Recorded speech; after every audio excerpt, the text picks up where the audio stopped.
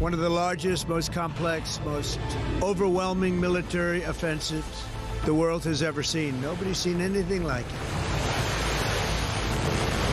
We have hit hundreds of targets in Iran, including Revolutionary Guard facilities, Iranian air defense systems. Just now, it was announced that we knocked out 9 ships plus their naval building, all in a matter of literally minutes. Iran's formerly supreme leader, Ayatollah Khamenei, is dead.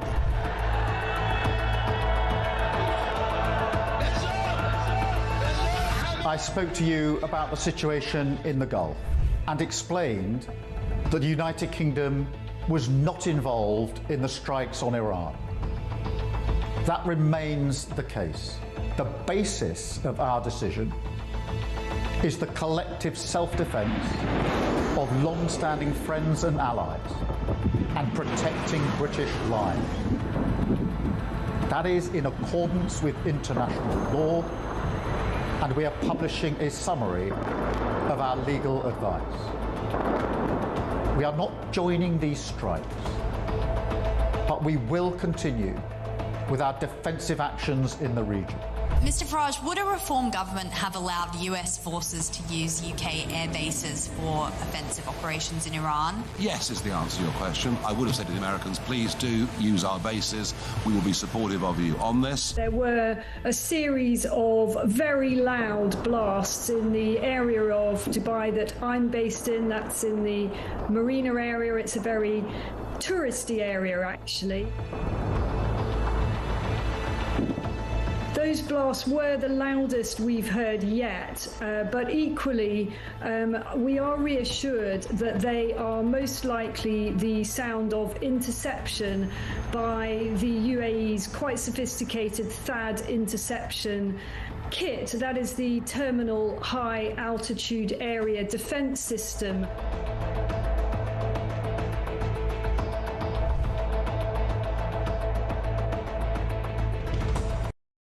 Across the UK, on DAB+, on YouTube, on your mobile, and on your side. This is Talk.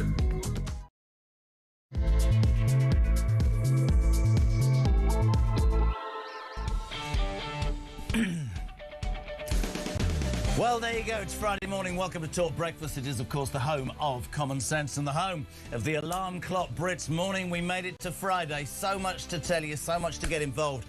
And the viral legend that is Charlie Rowley on the way. The man who simply sits in that seat and you go bonkers for him. As ever, this is the radio station and the show that wants to hear your views on the news of the day. Let's see who gets in the first voice note this morning to Christian. 0344 499 1000. Get them in right now. What do you make of what's happening in the world? And 87222. Start your message with the word talk. Well, alarm clock Brits, what are you waking up to? As the Daily Mail says today.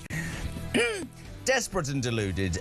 Let's put it like this. We can't put a warship to sea. HMS Dragging Your Feet, still stuck in Portsmouth, and HMS Duncant, that hasn't even left. Trump's frozen the PM out. Britain is a laughing stock, but despite being labelled as desperate and deluded, Starmer, our leader, insists that he would rather negotiate with the brutal, tyrannical, heinously vile Iranian regime because that's the right thing to do under international law. This is your Prime Minister, ladies and gentlemen, yesterday morning. Can end this now. They should refrain from further strikes, give up their weapons programs, and cease the appalling violence and repression against the Iranian people. This is the route to de-escalation and back to the negotiating table. Sorry, is he talking about Iran or the Americans? Because I'm a little bit confused. Whatever your thoughts, and I'll nail it again for Friday. I know it's the same story, but it's the only story in town. Whether or not you believe or think that actually we should have been with the Americans from the beginning, or we should have allowed their bases, our bases, to be used. The fact of the matter is they are our staunchest ally, and I think what will come to pass in the next few weeks and months, forgetting even Donald Trump, is the realisation in America that when they needed us, we were not there. And not even them, the allies in the Middle East saying things like, hold on a minute, Bahrain, the UAE, Dubai, where are you? I cannot, honestly, I need this weekend to go to rehab. I cannot still live with the fact that we can't get a poxy ship to get to bleeding Cyprus. But the French, the Greeks, the whole world has arrived. We're not there. It was interesting yesterday, Defence Secretary John Healey, he went to Cyprus, and he was sort of caught on the hop over the fact that HMS Dragon is still in Portsmouth. But what was really interesting is, because we had a Labour MP on yesterday who was so inspiring I've forgotten his name. Anyway, he said everything's fine in Cyprus, which was really interesting because the Defence Secretary basically had to take cover yesterday outside RAF Akrotiri in Cyprus as yet more ballistic missiles headed towards Cyprus. We've got a clip, have a watch. Just to be clear, you had the option of deploying HMS Dragon for many weeks, and it was your decision when to deploy it or not, as it were. So the decisions we've taken are part of the coordinated defence we do with other allies. We have other destroyers in this region. Basic question, why send it? If there's already the capability in the region, why send it? Because we're now in a position to judge better the nature of the Iranian response to the strikes. We can see they're increasingly indiscriminate. It was clear. The Iranians always said that they would do it widespread. They would target US military assets around the region and anybody else. So did it come as a surprise to you that Akrotiri was targeted? So weeks before the conflict started, I'd moved extra jets, air defence systems, radars, drone teams into Cyprus. That was part of defending our British people here. But none of them can defend against ballistic missiles. And defending the island. We always will defend, we will fight in coordination with allies. And we had US destroyers also in the area. So, But they can't defend against ballistic missiles. The Type 45 destroyer can, and it's not here yet. You know, the French have got a frigate here, I think, as of last night. Sure. I mean, the point, right, I know they're closer, but they got it to sea immediately. John Healey, no, I just like to point out that the Labour Party machine thinks that was wind, that was missiles. A very good morning to the legend virally, Charlie Rowley. Good morning. Hello. Does he look like he knows what he's talking about, John Healey? He keeps saying in conjunction with allies, and yet most of the Middle East and America are saying we're nowhere to be seen, man. Yeah, absolutely. And you can't justify saying, oh, we moved certain aircraft here, we moved radars here, we moved drones here. Why don't you move a ship there? Move a ship, which is still docked in Portsmouth. It HMS dragging your feet. Exactly. It hasn't even got going. And so, I mean, there will be serious questions about this because, you know, the US asked the UK, could it use our air defences, our air bases to land their planes? We said no. The Prime Minister yesterday confirmed that he'd had that conversation with the President, I think, and it was reported in some of the papers that this took place about a week before the strikes. We knew this was coming. Absolutely. And yet did nothing about it. Unbelievable. Let's go to the front page of the Mail. Desperate and deluded. We can't put a warship to sea. Trump's frozen him out. Our nation's a laughing stock, but the PM insists I'm in control. I want to make this point again and again, Charlie. We made it on Tuesday. There are people who will think that we shouldn't have been involved, but our performance to that point, or after that point, in terms of supporting British nationals in Cyprus is beyond embarrassing. By the way, just to give you a heads up, a great lineup today. Former Defence Secretary Ben Wallace on this show, former Commander-in-Chief of the UK Land Forces, General Sir Nick Parker, Sir Simon Mayle, British Army General, all of that as we update you. Isabel Oakeshott live in Dubai. Can I just bring you to Trump on Starmer this week? And I know a lot of people, I had a Labour MP on, brave enough to come on yesterday, who said, there's no bombs in Cyprus. The cost of living's fine. Food prices are going down. We didn't lie to the waspy women, and really we need to all calm down. Starmer's doing a great and calm job. Monday, Trump said he was disappointed on Starmer. Tuesday, he said the special relationship's not what it used to be. Wednesday, he said he's no Churchill. Thursday, he said he's a loser. And now he says the PM should be behind his war effort without question. Where do you stand on this? Well, for Keir Starmer, apart from all of that, it's going incredibly well. You know, I mean, look, you're absolutely right to your first point. It's the easy decision, actually, the easy bit is to decide whether or not you're going to get involved. That's fine, okay? And you can understand, even though I don't agree, actually. I think we should have been shoulder to shoulder with the US. But I understand the people who say that we shouldn't. Exactly. So that's the easy bit. But the hard bit, and the bit that has clearly been found wanting, all the while the Prime Minister's been going around on TikTok telling us, we didn't get involved. We didn't get involved. Proud to say. Yeah. Exactly. That's the easy bit. The hard bit is then to think, right, we're not getting involved in this bit, but we know this is coming. So what are we now going to do? Proactive politics. Exactly. And all of that has clearly not been there. He admitted it, Healy, that they knew weeks ago and they moved jets, that the Gulf was full of American ships and others, but not ours. Whether or not you are one of those people who thinks you should have been there, Charlie and I do, or we should have it's the response. It's the embarrassment on the international stage. And just on that, there's a final bit because of the clip that you've just played. What is the response now? Apart from, not getting involved, okay, now you turning on that effectively, fine. But not having the resources in place to be prepared for that strike or the aftermath of what, or the repercussions of what the US might do. He's now saying, as you just played in that clip, give up to Iran, give up your weapons, stop the oppressions, end your nuclear program, come back to the table. Who on earth do you think you're dealing with?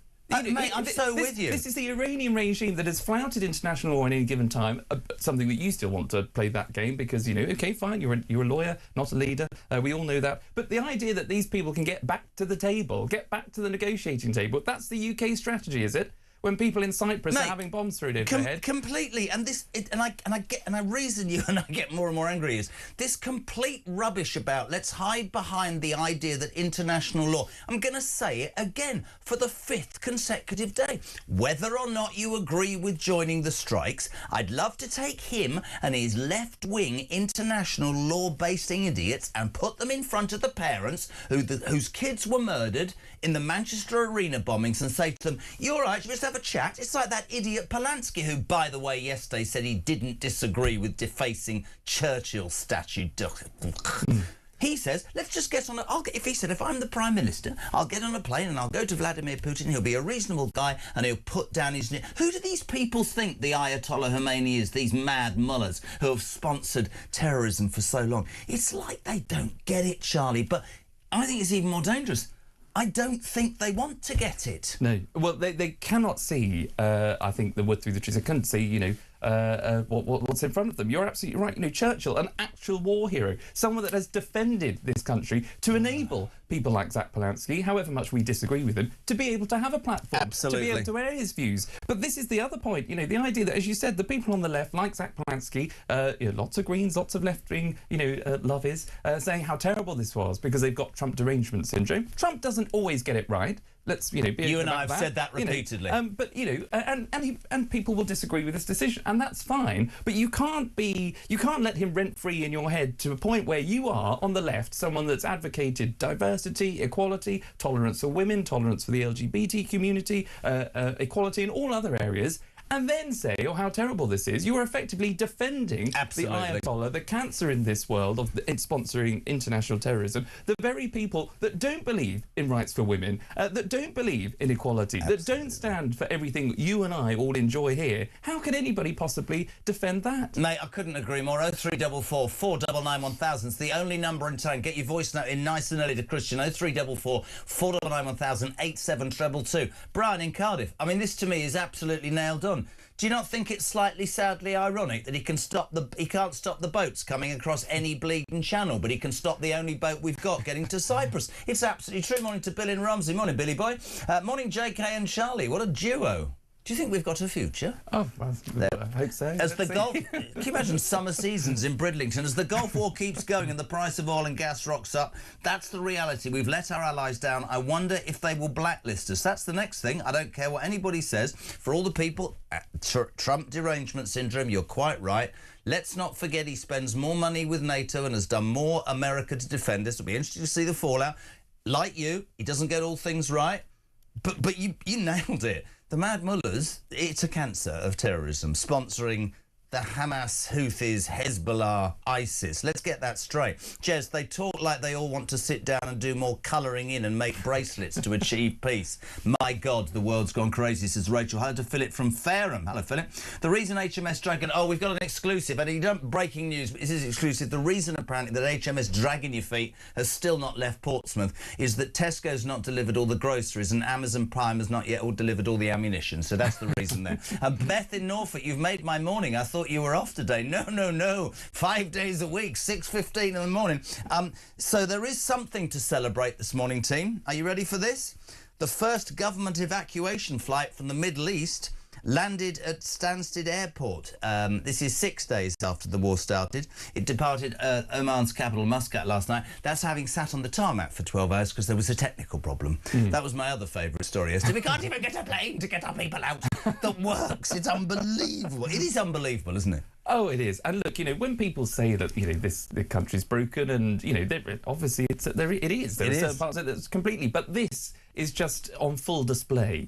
We have, or should have, and I think we do still have, or I hope we still do have the best defence system, the best people that put on that uniform. I really do support, and I think it's maybe not their fault. Can we try and get Priti Patel today, by the way? Can we just put a call in? She says, she's quite feisty, Starmer is failing in his duty as Prime Minister. Would you agree with Priti Patel? 100%. And I think lots of people would. Because, again, whatever you think about the decision of the war, there are consequences, and we're seeing that played out, and you have to respond to events, whether you played a part in the initial strikes or not. Events are happening, but they're happening at a time where the Prime Minister is sitting around a cabinet table with a large North London set of international human rights lawyers deciding about what we can say now to the public and not doing the things that need to be done. There's a humanitarian crisis for Brits that are seeing bombs over their head now, whether you're in Cyprus, whether you're in Dubai, or anywhere else in the Middle East, who might want to come home. So get them home. Do that part of the operation. That is your duty as the Prime Minister of the United Kingdom, to protect the British public. Couldn't agree anymore. Matt, good morning.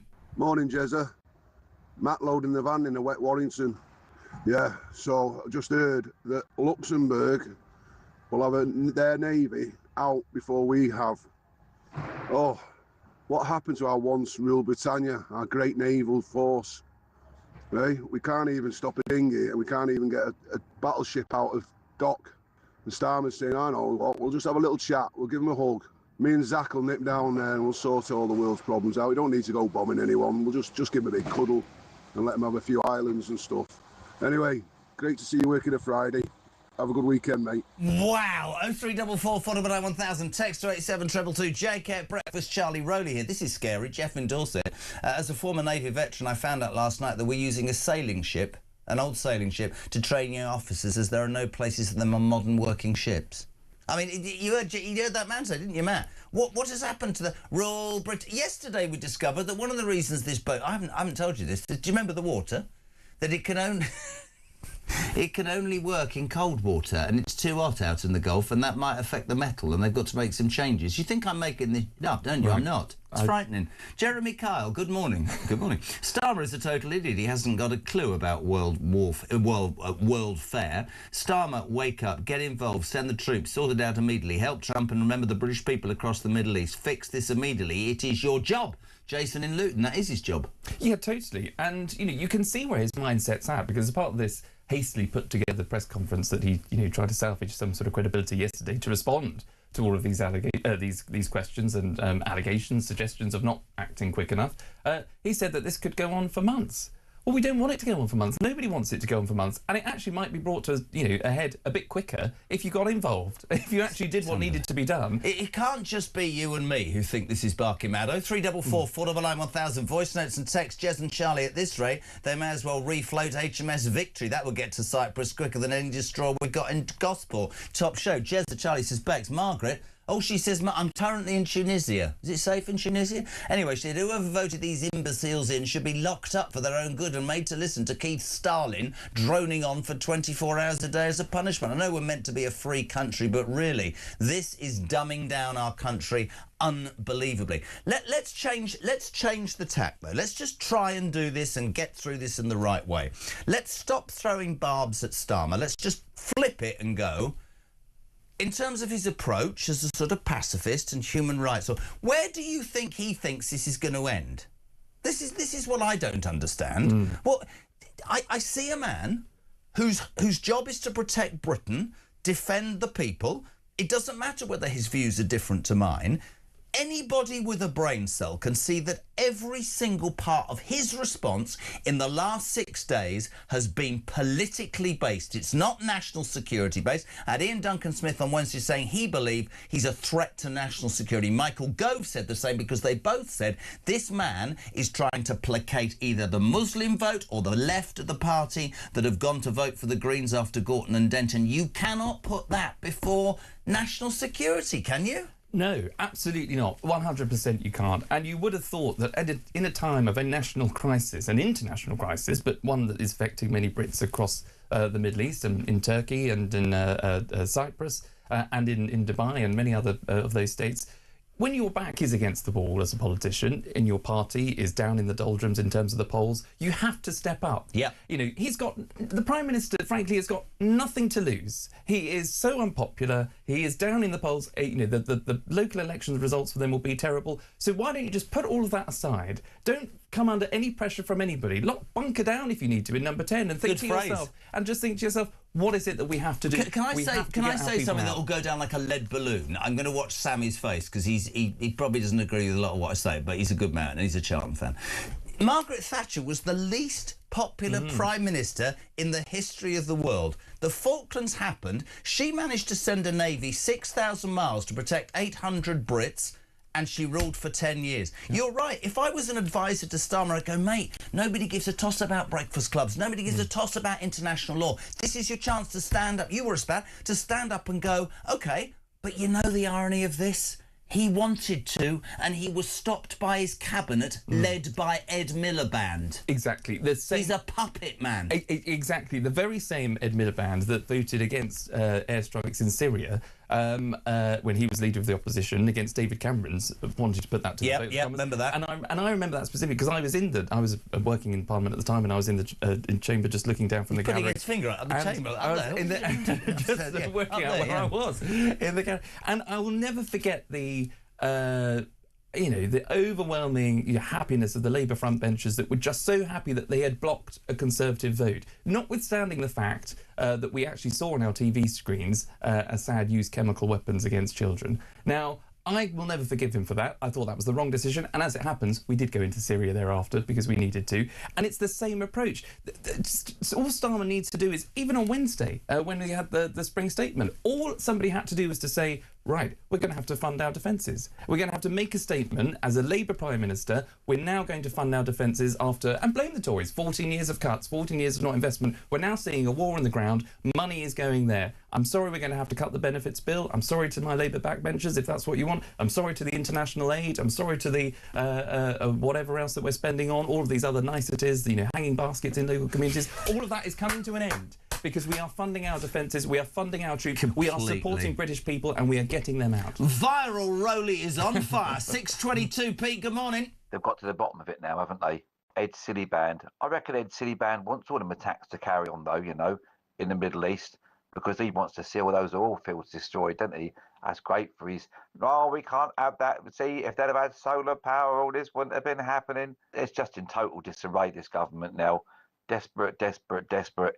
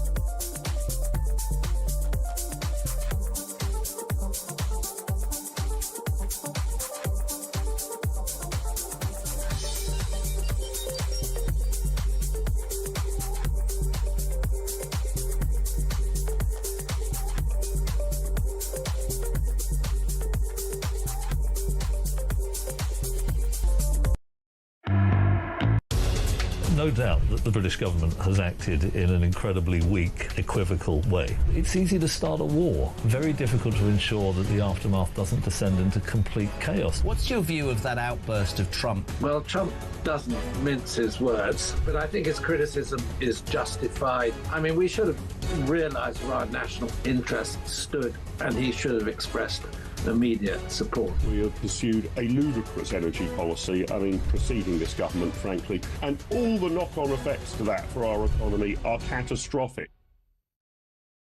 Across the UK, on DAB+, on YouTube, on your mobile, and on your side.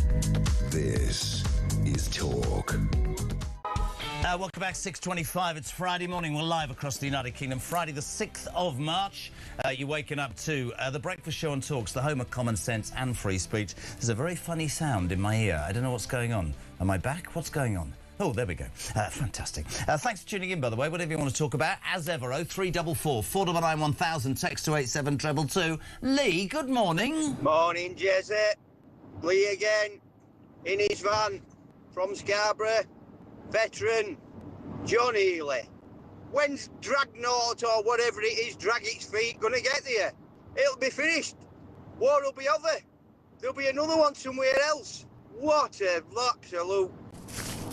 Brilliant. That's what I love about Alarm Clock Britain, making their point, and they're frustrated because they're getting their vans loaded at 6:30 in the morning to go out and pay tax. It's an absolute nightmare. Mark Rippington says, I've run out of credit sending too many texts to Talk, so I thought I might send a WhatsApp.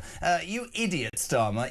Iran's evil dictator is dead, and whilst Israel and the US attack military sites, Iran is firing missiles at cities all over the Middle East and beyond to indiscriminately kill civilians. Keith would rather have a word with them. You utter useless plonker, says Mike in Whitby. Morning, Jez. Charlie. You are forgetting, of course, that Starmer would probably want to invite the Mad Mullers to sit round at a breakfast club and have a good old chat over some vegan yoghurt. That's the reality. Well, I had one on yesterday. Not being rude. Fair play. I can't even remember his name.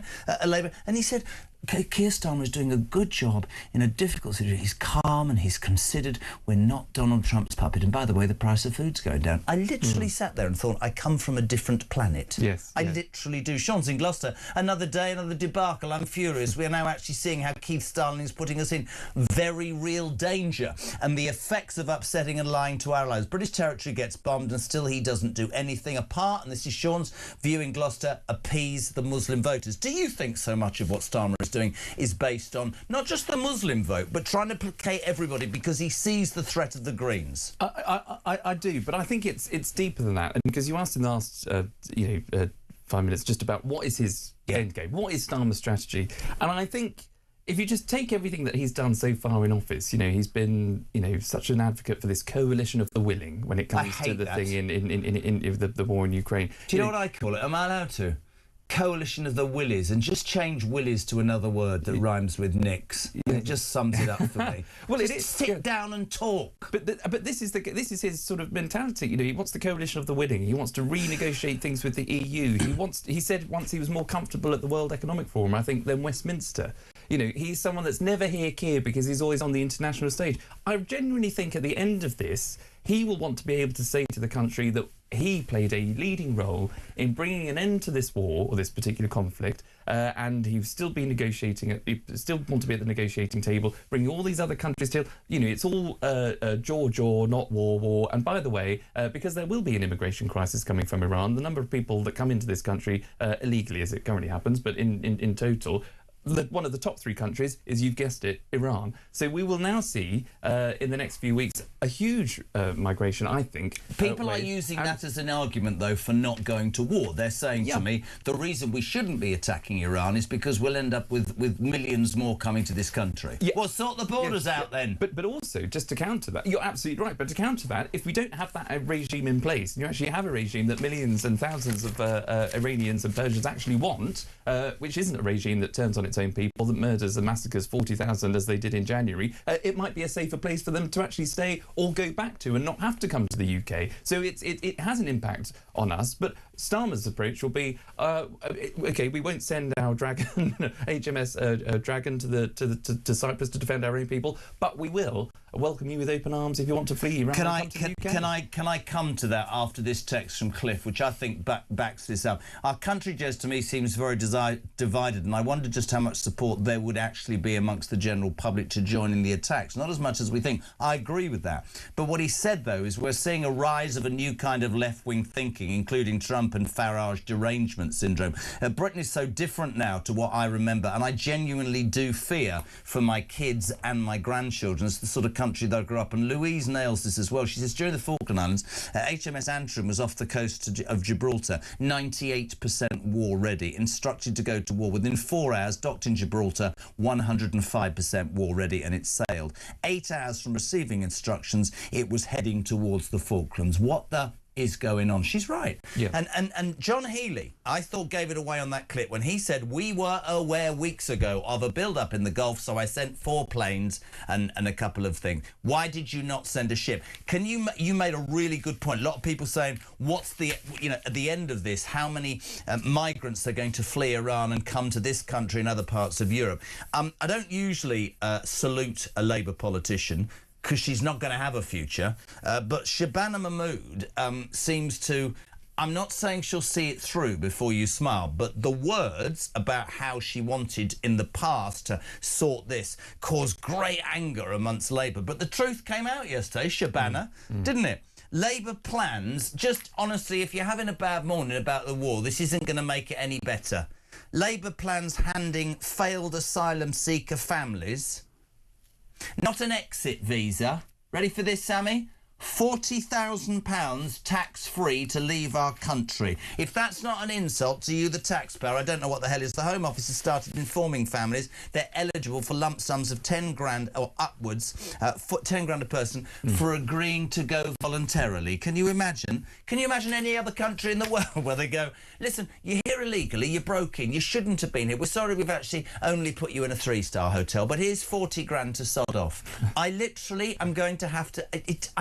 I don't want to be like this, Charlie, but what does that say to working Brits now? Yeah, I know, you're absolutely right. And just when they're... There it is, failed asylum. Say, look, 40 grand to leave the country. Yeah, no, totally. And look, you're absolutely right. Just when there might have been a glimmer of hope or light in the Labour Party where you thought Shabana Mahmood was doing the right thing when it came to toughening up our immigration laws, making sure that maybe if you do come to the UK and you are granted refugee status, that lasts for, I think it's 18 months. Yes, it's 18 months. So it's a fixed period of time before hopefully your country is safe to go back to. All of these things that I think are quite sensible and people were behind. But then, of course, as you say, you get this story. And I just think if this ever came across... my desk or anyone else's desk for that matter. What's a desk? I haven't got a desk. And an official said, right, if you're a special advisor in the Home Office or you're a junior official, you could be the most junior of officials, I think, in the Home Office and say, we think we've got a plan. Can we put this to the Home Secretary? The answer would be absolutely not, because in the first meeting of just seeing this plan, and asking the question, do you think it will be okay or acceptable to pay £40,000, up to £40,000 to a family just to return if they're here illegally? Can we just have that out? The answer There's is no. 40 grand to leave despite the fact you came to our country illegally, and allegedly we are skint, and allegedly we can't even afford to buy a bleeding warship. Yeah.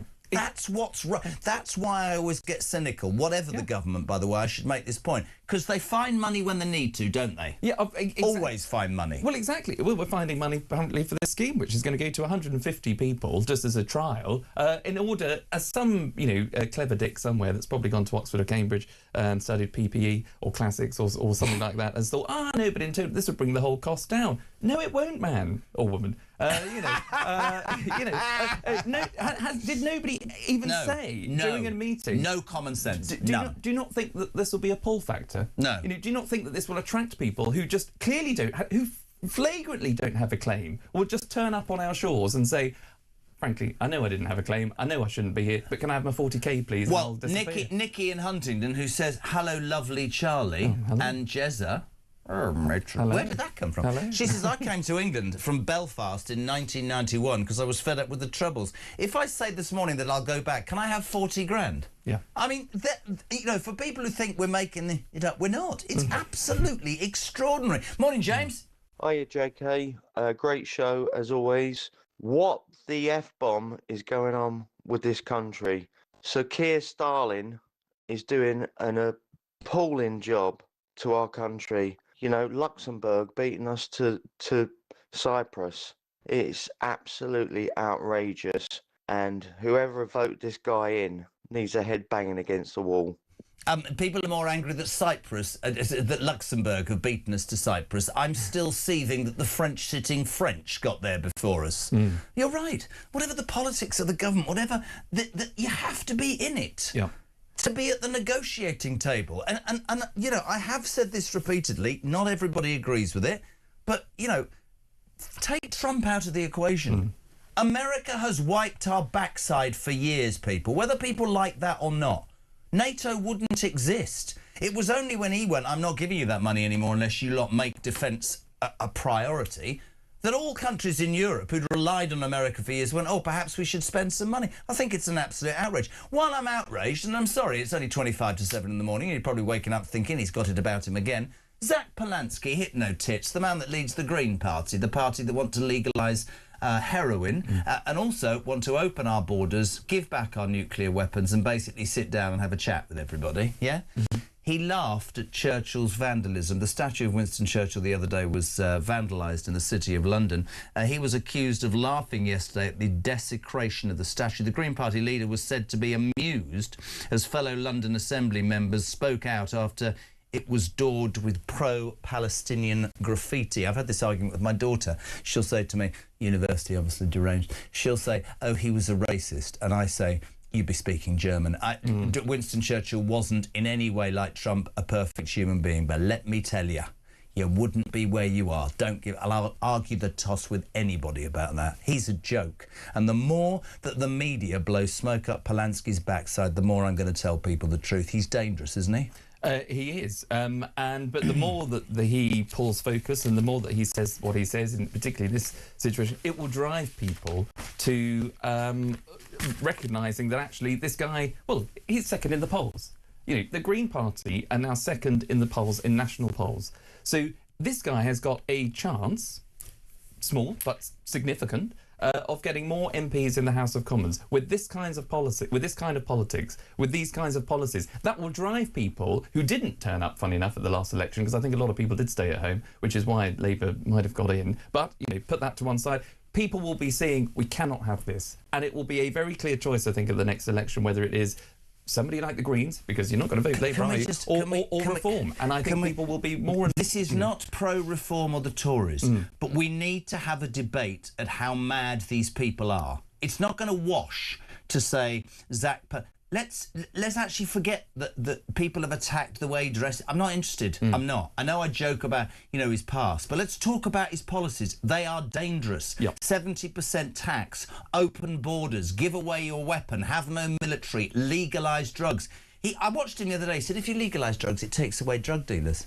Try saying that to a parent who's lost a kid to heroin, you complete and utter idiot. I don't get it. I think it's dangerous. Ian, good morning. Morning, Jez. Ian from Unferth. Firstly, I don't think it's advisable describing Charlie as a viral sensation. Sounds like the poor lad needs antibiotics.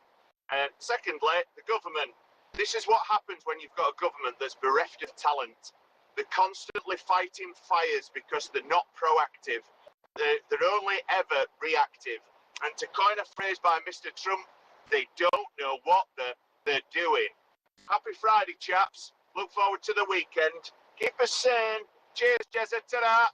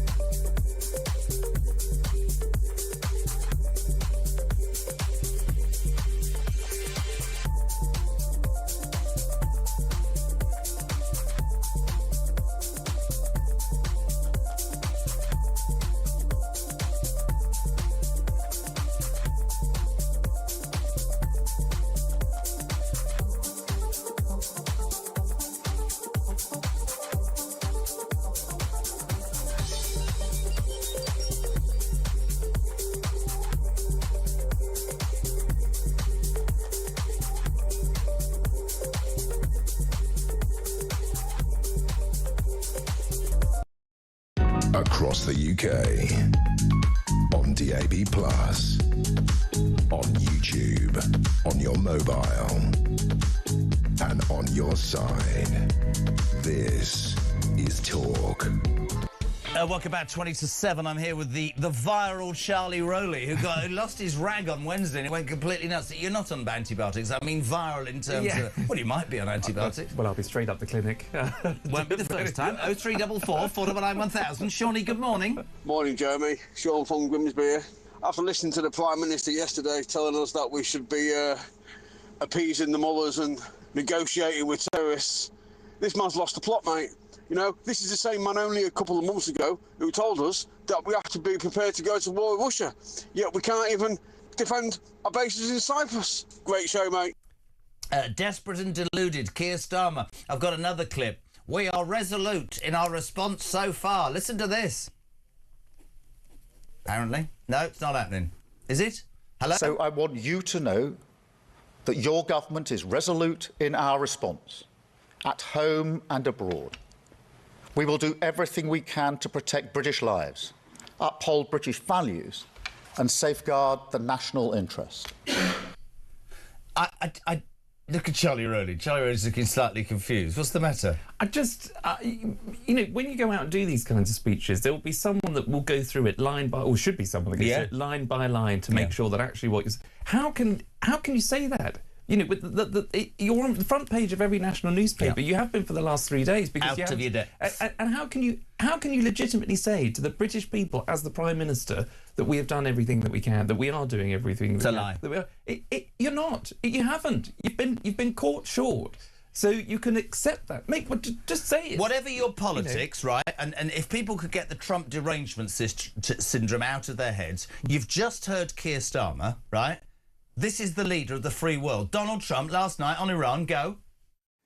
And I'm once again calling on all members of the Iranian Revolutionary Guard, the military and the police to lay down their arms. They're only going to be killed. And we'll be giving you really the right side of history, because that's what it is. So you'll be perfectly safe with total immunity, or you'll face absolutely guaranteed death. And I don't want to see that. I mean, love him or loathe him, and there'll be plenty of people who go, that's outrageous. Christians love it. Well, at least you know where you stand, don't you? Exactly. You might not like where you stand, but at least you know. That's all I want. You know, I said yesterday, and I did mean this, there's nothing about Jeremy Corbyn that I could ever like or agree with. But begrudgingly at the end of the 2019 election, I thought, you know what? He fervently believes in his left-wing madness. He stood on a mandate and he got 34% of the vote. The thing that infuriates so many about Starmer is every decision, it seems, is to placate either the Parliamentary Labour Party, different parts of the community, different facets of whatever. That is not leadership. Leadership is about making difficult and sometimes wrong decisions and being honest with your electorate. If that had wound you up, it seems to have wound you up even more that yesterday we discovered, well, I say yesterday, we discovered it today, and it's causing great consternation. Why would it? Failed families, asylum families. If you came here illegally, by the way, good morning to you. Thank you for tuning in, your free radio. I hope everything's good. Did you sleep all right? Have you got some bread and toast stuff for breakfast? Because it's OK, because we're not going to throw you out. We're going to give you £40,000 to leave, which is lovely. So thank you for breaking in. Thank you for having a house and a car and a credit card and basically not working. Here's 40 grand tax-free, which is the equivalent of about £70,000. And we were going to give that to you to go back to wherever you've come from. Thank you so much.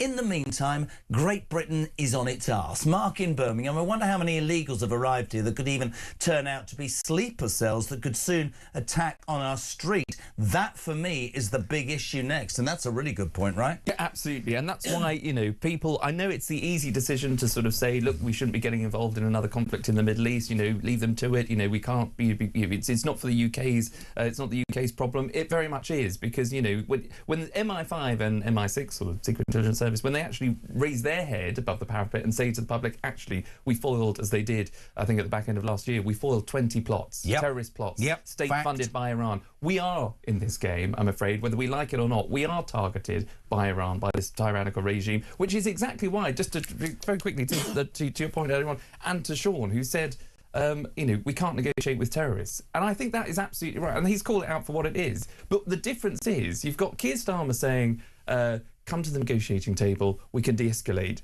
and work with that tyrannical regime. That's one thing which I think is... Or you have got Donald Trump, which says, you know what? If you do want to walk away from the regime and step down and disappear, you'll be fine. You'll survive. Clear off. That's a different kind of negotiation. I get that. I get that. But it means that you're not staying imposed. Starmer's way is saying, put down your arms. We'll talk about this in a lovely, cuddly, furry That's way. That's not the reality of the world, though, is it? Exactly, and that's why, again, love him, I think Donald Trump is right. If you want to walk away from the regime, which you should, that's what the US wants, that's what the rest of the world wants. Fine, go, because you're not playing a part in the future. Or you're going to get killed. I saw one of those. I don't know what it's called, memes or whatever online, and there is a serious side to this, but it was hysterical. It set the question to Kamala Harris: what would you say to the Iranian mullahs who bomb people? And she don't. He said to Joe Biden, what would you say to the mad mullahs in Iran about bombing people? He said, don't. He said to Donald Trump, he said, I'm going to bomb them. I'm going to kill them. I'm going to get them done. And you just think, well, it's not everybody's language, and I understand that. But good morning, JK. Quick question for the lovely Charlie. You're garnering viral love. While Starmer reigns as PM, what possible use is the UK to NATO? John from Paddingham in Lancashire. Thoughts?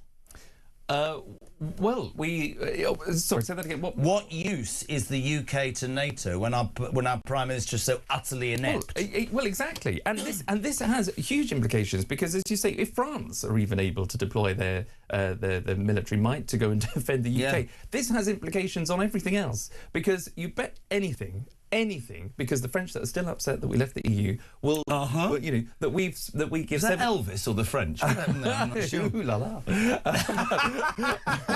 Ooh la la. That we've given 700 million to help supposedly stop the small boats crossings. We're now going to see more of these small boat crossings, but I bet you anything the French are going to say, actually, we used that 700 million to defend Brits when you were facing when Brits in the EU, Brits in the Middle East were facing those bombs coming over from Iran. So we've taken that money, we've helped to defend you. Actually, you need to give us a bit more to help stop the boats even This further. is quite a strong text, by the way. JK and Charlie, Phil in Coventry. It's Friday, it's the weekend. I cannot listen to that lying, traitorous, Britain-hating piece of Ayatollah Starmer anymore. I don't use the word lightly, but I absolutely hate him. Have a great weekend. That's brilliant, isn't it?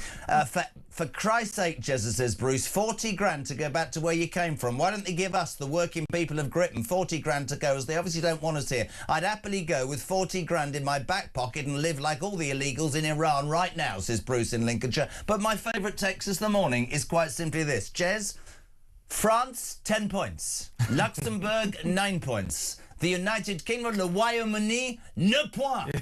It's absolutely true, isn't it? Totally. Monitor Graham Brooks is listening in a very posh part of Sussex. Good to have you on board, me old son. 0344 499 1000. Text to 87222. Have we done Andy? We're going to do Andy. Andy, you're on. Morning, Jez. It's Andy from Hull.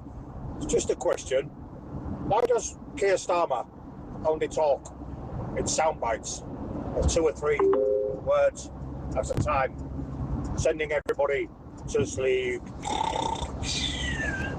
God, he's so dull. So who actually speaks like that? I thought he'd been to see a voice coach or something like that. But it ain't. I'd get my money back. It hasn't done him any good, has it? Oh, we just need some leadership at a time like this. We need strong leadership from a strong Prime Minister. Well, he said President, crikey. Yeah, oh, blimey. Have a good day.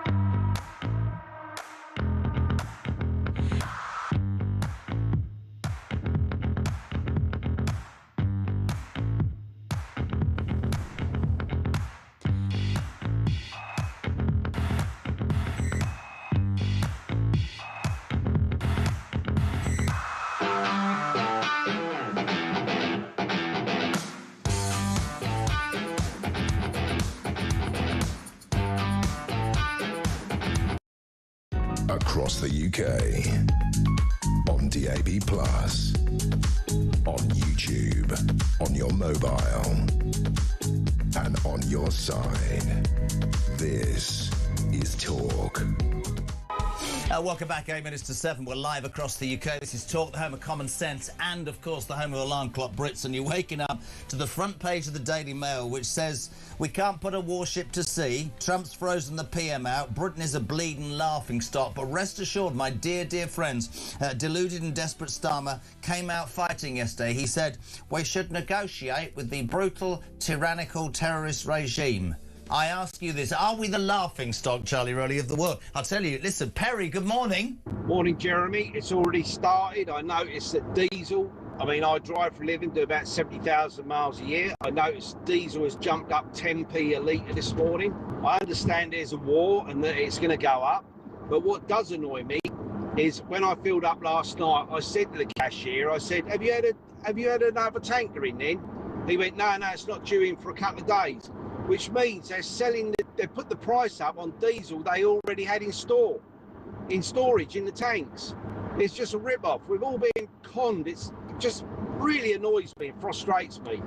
We're all being taken for mugs by these fuel companies, these fuel garages. Well, I couldn't agree more, and I'm going to make his morning even worse, because not only are you waking up to that headline in the Mail, and almost every single newspaper says that Starmer is just, a complete cretin. We also broke the news that Shabana Mahmood yesterday, it's just like, I'm going to do it again. You're going to ruin people's mornings, Charlie. People, if you broke into this country illegally, we put you in a hotel, you have never worked, you don't speak the language, you probably brought your family, and we want you to leave, the Labour government are going to give you 40 grand to leave, because that's the sort of softener. JK, says Robert Morris, if you don't stop saying this, I literally have to call a paramedic. My blood pressure is spiking. It's unbelievable. Yeah. There's a man trying to earn a living. Petrol's gone through the roof, diesel. Supermarkets and forecourts will make their dosh. There's people listening to this show that have already done 3 hours or are stuck in a traffic jam or come back from an all-night shift, and what? We're going to give 40 grand, £40,000 to leave this country. It's madness, man. Madness. Totally. And, people would think, this is hilarious if it wasn't so true. I mean, it is funny if it wasn't true, because how on earth can anybody think that it's right? And for people that, as you say, come into the country illegally, that blatantly don't have a claim, that aren't fleeing refuge. I mean, we've talked about it before. There are people that come over in those small boats. They can't tell us who they are, where they've come from, what conflict they're fleeing. They throw their passports overboard. They say that they're 15 and they've got a beard longer than mine. And you are my beard, so I know that that's quite true. Yeah, exactly. And then not only will they then be put up in accommodation, they will fight through the legal system to prevent their deportation, a legal system that taxpayers, hardworking taxpayers and Brits that are getting up this morning, they'll be funding that bill even before we've packed them on the plane or wherever we've taken them to be deported, with a nice lump sum, a credit card of 40k. This has gone Charlie Rowley viral. We're getting... This is Anna. She's absolutely right. She said thousands of Brits in the last 2 hours have started posting on social media begging the government that they're very happy to quit the United Kingdom if they get... Sam, would you leave for 40 grand? You'd go, wouldn't you, for 40 grand? I mean, I'd go to Dubai. We had the woman on yesterday. She's been there 4 years. She literally came on and said, as a missile went overhead, I reckon I'm safer here than in Sadiq Khan's London, for Christ's sake. Yeah, well, absolutely. I don't know where we end. I mean, honestly, I am going to have to go and get some therapy this weekend. Good morning to Rog. He says, why aren't MI5 and many other security services releasing a statement, Charlie, that this government is actually a national security danger to the United Kingdom? Because they work, obviously, in lockstep with the government. And Sir Richard Dearlove was excellent the other day. I'd love to get him back. He said he's an absolute he's a great man. Yes, he's a great man. Trev's in Boston. I think that's in Lincolnshire. What simple-minded numpty would laugh at the Churchill statue being defaced, our greatest ever Brit? Well, we are all laughing when we found out that Zach was a hypnotist. This is about the story, page 10. Polanski, the leader of the Greens, that apparently are in second place. Don't take it too seriously, my friends, because this organisation laughed he laughed at Churchill's vandalism. Whether you love what Churchill did, what he did for this country was extraordinary, and that should tell you everything about the Greens. Jezza Starmer's speeches remind me of a primary school headmaster talking to a group of 9-year-olds in assembly, weak and inept. Sean in Gloucester says, didn't Keith Stalin say not long ago that we are now on a war footing? Must be those fully legal wars with advance notice. What a moron. Doesn't Russia now see how defenceless the United Kingdom is? There's a point. Absolutely. And this is why it's so important that we are able to defend ourselves, but show our allies and show our partners that we can work together, because this only plays into, as that text says, Russia's hands. What must they be thinking about our capability? When Sir Keir Starmer convenes another meeting of the Coalition of the Willing and says, right, we are going to be... what must President Zelensky in Ukraine be thinking? That, all of those empty words, empty promises, if the UK has pledged that it could help and support in any way, we can't even defend ourselves. And can I point out, Tigger, I don't know, I'm sure this is brilliant. Luxembourg have sent a boat to Cyprus. We're still waiting, and they're bloody landlocked. Morning, Mike. Morning, Jezza. Well, it's Mike, veteran, 4-war veteran, including Northern Ireland. So I've seen all this sectarianism before, and a version of that 2.0, like I said, tried to say before, has come here. And if anybody doesn't realise what that is or what's happening, yeah, believe me, the bearing brunt of it is not fun. I lived it. And then you've got Starmer claiming that he wants to save British lives. I mean, you've got to ask yourself the question, really. As embarrassed as we have been on the international stage, think of our boys and girls, yeah? They signed up, they knew that what they were signing up for, to protect this country. And he's talking about saving lives. What is the point in having a military if you can't even use it to defend the country? It's total sham. It's a sham. It's shambolic. And I'm done with all this. I am done. It's a serious response to the frustration people feel. It's been an amazing week. Charlie, thank you so much indeed. Back next week with us? Thanks for having me. Yeah, absolutely. Charlie Viral Roly. No, he doesn't need cream. He needs your support. Thank you, Charlie. But you are the only medicine. That is this every morning, 6 till 10, I think it is. Well done. Although I'm in here for the first hour. Good man. Charlie Ray back next week. We're back after the news at 7 with Ben Habib. Got some great guests this morning, including Ben Wallace, former Defence Secretary. The news at 7 is next on Talk.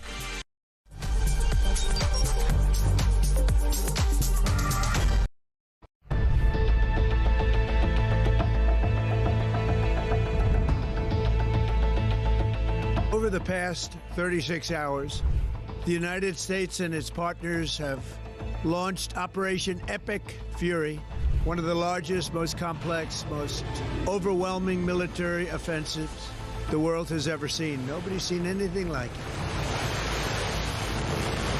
We have hit hundreds of targets in Iran, including Revolutionary Guard facilities, Iranian air defense systems. Just now, it was announced that we knocked out 9 ships plus their naval building, all in a matter of literally minutes. Iran's formerly supreme leader, Ayatollah Khamenei, is dead.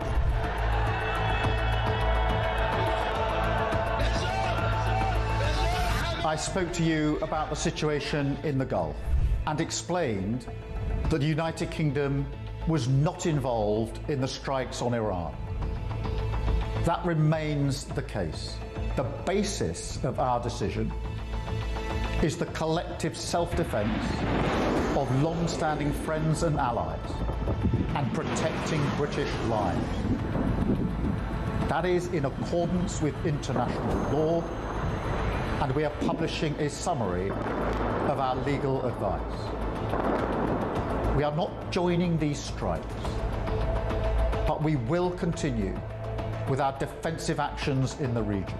Mr Farage, would a reform government have allowed US forces to use UK air bases for offensive operations in Iran? Yes, is the answer to your question. I would have said to the Americans, please do use our bases.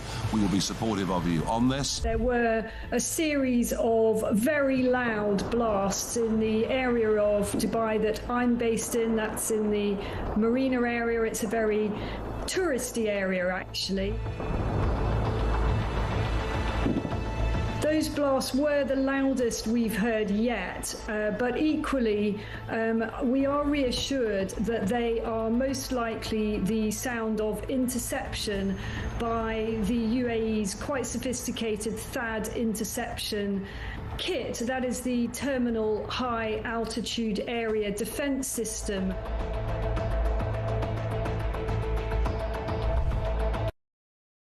Across the UK, on DAB+, on YouTube, on your mobile, and on your side.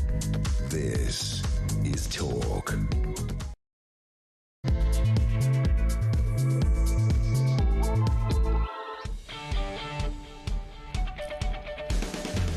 A very good morning. Just gone 7 o'clock. You're welcome to Talk Breakfast. It is, of course, the home of common sense, and it's where the nation comes to talk. Your views on the day's news, as ever, via the phones to your voice note or a live call 0344 499 1000. Your text to 87222. And you're waking up on Friday, the 6th of March, to an astonishing headline in the Mail. Desperate and deluded. That's what they call Starmer in the Mail. Desperate and deluded. And here's the truth. What they say is, we can't put a warship to sea. Trump's been frozen out by Trump, Starmer has. Britain's the laughing stock. But in all of that, don't worry, my friends. Don't worry about anything. Don't worry about the fact that Luxembourg sent a boat and they're landlocked and we can't even get HMS dragging your feet out of Portsmouth. Don't fret about that. Because our Prime Minister, in his infinite wisdom as an international human rights lawyer, believes we should sit round the negotiating table with people who sponsor other people to kill people. This is our Prime Minister yesterday. Iran can end this now. They should refrain from further strikes, give up their weapons programs, and cease the appalling violence and repression against the Iranian people. This is the route to de-escalation and back to the negotiating table. No, it's not. Sorry, it's too late. You need to be defending British people who are in Cyprus. Let me play you a clip. Yesterday I was told by a Labour MP, everything's fine in Cyprus. You're over-egging it, the right-wing media. And what did he call it? The mainstream media are being really unfair. We've got it under control. Defence Secretary John Healey went to Cyprus yesterday. Whilst he's doing this interview, listen to the noises in the background, because I'd say there are ballistic missiles heading his way. John Healey. The Iranians always said that they would do it widespread. They would target US military assets around the region and anybody else. So did it come as a surprise to you that Akrotiri was targeted? So weeks before the conflict started, I'd moved extra jets, air defence systems. But none of them can defend against ballistic missiles. And defending the island. We always will defend, we will fight in coordination with allies. And we had US destroyers also in the area. So, But they can't defend against ballistic missiles. The Type 45 destroyer can, and it's not here yet. You know, the French have got a frigate here, I think, as of last night. Sure. I mean, the point, right. I know they're closer, but they got it to sea immediately. Absolutely right. And if you are, in your own words, John Healey, prepared to fight in coordination with your allies, I simply put this again to the British people via Talk. Even if you disagree, right, we all have different opinions about whether or not we should have been shoulder to shoulder with the Americans and with the Israelis, even if you feel that we shouldn't have been involved in that first wave. When a ballistic missile lands 800 yards from a school where young British servicemen kids are playing in RAF Akrotiri in Cyprus, the very role of your Prime Minister is to defend not only this country but its people. Luxembourg is bloody landlocked and have sent a boat. We are a laughing stock. I say a very good morning to a man who I absolutely know would agree with me. Ben Habib, former Deputy Leader of Reform. How I am... honestly, this week, Ben, I don't think I've been more embarrassed to be British, and I hate to even contemplate saying that. Yeah, well, it's not the first thought that comes to mind. I'm embarrassed by our ineptitude, by our government's ineptitude. Yeah. You know, if you cast your mind back to 1991, the first Gulf War, which was a just war, a war to liberate Kuwait, the British Armed Forces were spectacular.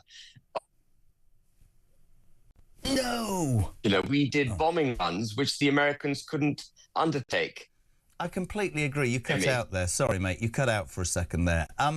When you look at Starmer's response, when you consider the way he's acted, How do we look internationally, Ben? We look weak. And it's not just a matter of how he reacted. It's the fact that we are incapable of getting our act together. As you've rightly pointed out, that destroyer is still in the British harbour. It hasn't even left port yet. Perhaps it's leaving today, but it hasn't even left port yet.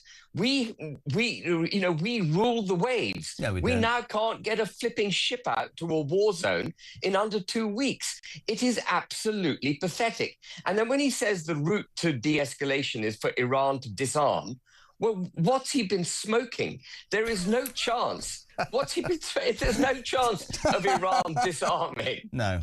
They're not going to, the mullahs, after 50 years of being belligerent, creating proxy wars across the Middle East, perpetrating terrorism across the West, why would they suddenly say, well, okay, fine, okay, folks, we relent, we're just going to disarm, we're going to become nice guys, we're going to give up our nuclear program, you can now trust us, let's all sit around and kumbaya. I'm sorry about that, that was 47 years of mistakes. It's absolutely absurd. It is absurd, and actually, and I want to go back to this because I think this is the point that is the most important, and we've got such a stellar lineup today to discuss this. This is not me being advocating we should have been in that first wave, right? That's irrelevant to me now. I'll bring it back to what I said to you before. The job of any Prime Minister in this country, male or female, whatever political persuasion or party, is to defend this country and defend its people. This man, this is the thing for me, is patently unqualified, morally, psychologically, ethically, whichever way you want to describe, to lead the British people right now. It turns out he was in favour of supporting the Americans. But Red Ed Miliband and the cabinet cohorts who have never done a day's job in their lives decided that it wouldn't look great. And I would respectfully ask you this question, because Ian Duncan Smith answered it unequivocally on Wednesday. I think that this government is guilty of putting their own political survival before the national interest of the United Kingdom. And that, for me, is the worst thing about this, Ben. Dreadful. Yeah. I mean, I think they are putting their own political ideologies, which is basically anti-British, ahead of our national interest. They stand against this country. Ed Miliband stands against an energy-independent, low-energy, pro-industrial United Kingdom. He stands against that. Keir Starmer wants to take our borders down, hand the UK back to the European Union. That's what he's doing. All this shuttling between Brussels and London at the moment is effectively giving back the United Kingdom to the European Union. This time we won't even have any representation. At the same time, they're making our military incapable. And of course, we've got this continued assault on the United Kingdom by people coming across in dinghies. The US can sink an Iranian destroyer in the Indian Ocean. They argue it's the first one that's sunk by a torpedo since World War II. And we can't stop a flipping dinghy in the Channel. That is the extent to which this country has sunk. And it is putting a sign on our foreheads that we are vulnerable to any enemy action that wishes to take the United Kingdom. We are a complete basket case of a country. We've forgotten what it means to be a country. We don't have borders. We don't defend ourselves. We don't make decisions in the national interest. We are hijacked by ideologies which stand against our people and our country. And that is what the Labour government are giving succor to. And they're stuck on this bandwagon and they will not get off it. And I think the starkest reminder of how absolutely stupid our Prime Minister is, inviting a number of Muslims to the Great Hall in Westminster a few days ago to an iftar party, and then addressing them and saying, I'm with you, I'm not bombing Iran. So he knows there are constituencies in this country who, for their own religious and ideological reasons, are against us attacking Iran, and he is giving them the decision on whether or not this country does what's right for this country. I actually think we should have been part of that first wave. I think we should have had the RAF standing shoulder to shoulder with the Americans and bombing Tehran and making it utterly clear that the West is united and that we will not tolerate this terroristic theocracy any longer. But the Americans didn't even inform us that they were going to attack. That's how much respect they've lost for us. They told the Poles, they didn't tell us. We are losing the plot. We need to change the way this country is governed. We've got to do it quickly. It's really interesting, and it's about leadership, and I concur with everything you've said.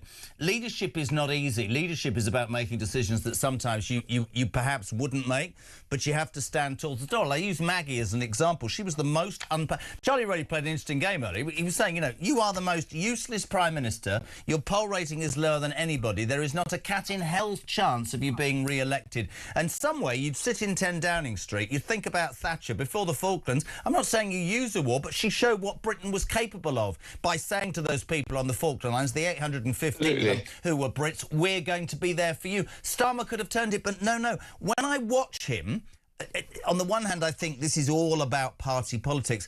I am absolutely convinced every single day he is utterly out of his depth. And for the people who go, oh, you're being anti... No. This is us. This is now. This is the real world. I don't have to agree, Ben, with everything Donald Trump says or does. But we are a laughingstock. The Mail is right. This is brilliant. This is. Listen to this. This is somebody who's gone to work this morning, and he's gone. He said, I live in Cyprus. I feel safe, but I cannot believe that my government hasn't done something for me. Luxembourg is landlocked, Ben Habib, for Christ's sake, and they've sent a boat. We can't do it. We've lost the ability to do it. Have we or the will? The ability or the will? Well, the will went, and then the ability followed. And you look at there's a photograph of the British Navy in 1953 at the coronation of the Queen, and it stretches out as far as the eye can see. This was after World War II, after we'd been through a hell of a lot of trouble. We still had a formidable military, as evidenced by Margaret Thatcher's ability to go all the way across the world to the Falklands to defend 3,000 British citizens and 10,000 sheep. And now we can't even get a flipping boat out of our docks. I mean, it's just so depressing. It's so depressing. We've got the Indian Air Force training RAF pilots. Indian Air Force training RAF pilots. How the hell did that happen? Can I just say to people tuning in, because Ben and I are right on one this morning, we've got the former Defence Secretary Ben Wallace, we've got the former Commander-in-Chief of UK Land Forces, General Sir Nick Parker, we've got Sir Simon Mayle, who was the British Army General in charge as well. We've got loads. Ben, I'm going to ask people in Alarm Clock Britain to take a breath, because that's bad enough. But what I read on page 10 of the Mail this morning has left people deranged with madness. Did you know that if you break into this country illegally and you live here in a hotel with your family or without, and you get given money not to work, and you probably don't speak English, that the Labour Party, under Shabana Mahmood's leadership here in the Home Office, have come up with a fantastic answer, ladies and gentlemen. And there it is on page 10 of the Daily Mail. Failed asylum families will be paid £40,000 tax-free cash to leave this country. So to every working Brit who got up this morning or has done a night shift and pays tax, don't bother. And do you know the saddest thing, Ben? I've had thousands of people already saying, I'll leave, give me 40 grand and I'll sod off out of England right now. That is, I mean, that's another thing that sends me over the edge, man. It is absolutely absurd. What they should be doing is repealing the Human Rights Act, kicking the European Convention of Human Rights and its court out of the fabric of British legislation, and enforcing our borders, refusing entry to these dinghies, removing all benefits. Anyone here illegally should be arrested, put incarcerated, and then held incarcerated until either they voluntarily go home or they're deported. It's as simple as that. You don't meet a threat by trying to bargain with it and incentivize it. You meet a threat by force, head-on force. You make a hostile environment for that threat in the country, and you prevent that threat from manifesting itself. That's how you do it. It's basic. It's basic. I'm going to play your voice note while you and I quietly seethe. Boz, good morning. Morning, JK. Breakfast team, travelling Boz here. So 40 grand. So everyone breaks in, gets a hotel for about 4 months, brings their family as well, has dental care, has an operation maybe on the national wealth, and then gets 40 grand to go back. Fantastic. And then it's like a relay team. The next lot come in. It's ridiculous. just shut the borders down completely. If you've got no documents, you're not allowed in, okay? You arrive at an airport, you ain't got a document, you're not allowed in. Let's get some common sense here, eh?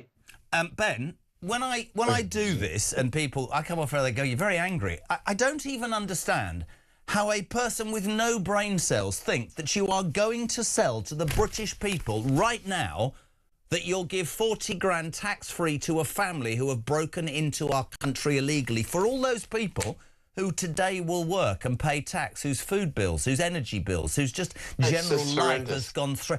It is an absolute pee-take. I don't... It's beyond my comprehension, mate. I don't get it. I mean, for the average Briton, that's having to earn 70 or 80,000 quid to get the 40 grand. Yeah. And they just having broken into the country legally and having had it determined that they shouldn't be here, that they should leave. These are failed asylum applicants. No, the whole thing is a joke. We're just living in some kind of dystopian nightmare where the United Kingdom is being dissembled in front of our eyes on purpose. Do you think, on a serious note, to finish, because we can rail all day, I mean, listen to this quickly, right? Michael, 40 grand would have covered my tuition fees at medical school instead of a lifetime of debt, but clearly these people who break into our country with no right to be here are more deserving than the indigenous population. That sums it up. Do you think that this ideology, and it's a great... Oh, God, I've just seen Lammy on Sky. That's going to turn my stomach as well. Do you think that this will ever change? Do you think that the groundswell of can we please talk common sense will return? It will change. It has to change. What I'm hoping is that it changes peacefully at the ballot box, because at some point the British people will rise up. And what we've got to do as politicians, our job is to ensure that we act before that happens, that we deliver for the British people. Starmer, you talked about his political survival. If he wants to survive, he needs to change his party's ideology. He needs to listen to what he's being told. The polls mark him down at 17-18% because they hate the British people hate what he's doing. If he wants to be popular and survive, it's simple. I can give him 5 points he needs to adopt, and if he adopts them, his popularity would soar. He would see off every other political party. 5 things: get rid of the Human Rights Act, get rid of the Equalities Act, cut welfare back, cut taxes, and make us ditch net zero and make us energy independent again. Those 5 things, and the British and the United Kingdom would be saved like that, and his popularity would go through the roof. He hasn't got the courage to do it because he's surrounded by a bunch of idiots. Excuse my French, I don't think he can fart without asking the cabinet anymore, the Parliamentary Labour Party. He wanted to cut $5 billion off a welfare bill that needs tens of billions cut, and in the end it was nothing. The man, I mean, allegedly the other day he wanted to support the Americans, and Red Ed Miliband led a cabinet revolt against it. He is utterly, apart from being incompetent, he can't do anything, Ben, and as we sit and watch, it gets worse and worse. It's lovely to have you on because it makes me realise that I'm not going mad alone, because it's quite a sad life at the moment, because I sit here, apart from the listeners, thinking, is any day going to... Because it's worrying, mate, right? It's worrying. It is very worrying. It is very worrying. And there will come a time where peace in this country ceases to be. And we've got to make sure, as politicians, we've got to make sure that doesn't happen. We've got to deliver for the country before the people start removing us forcefully. Ben, an absolute pleasure as ever. We love having you on, leader of Advance UK. Ben Habib, thank you very much indeed. 7:20, we're live across the UK. It's Talk Breakfast. So, Starmer, well, on Monday, Donald Trump said he was disappointed in him. On Tuesday, he said the special relationship's not what it was meant to be. On Wednesday, he said, I'm hardly dealing with Churchill. On Thursday, he describes him as a loser. And today, he says that he should have been behind his war effort without question. But don't worry, team. Deluded and desperate Keir says, we should sit round the negotiating table with those mad mullahs who like to bomb people. Morning, Den. Morning, Jeremy. The thought of giving out 40,000 quid and a free hotel to migrants is a massive pull factor. It's a pull factor. It's not a deterrent. And Shabana Mahmood knows full well what she's doing. So do this Labour government.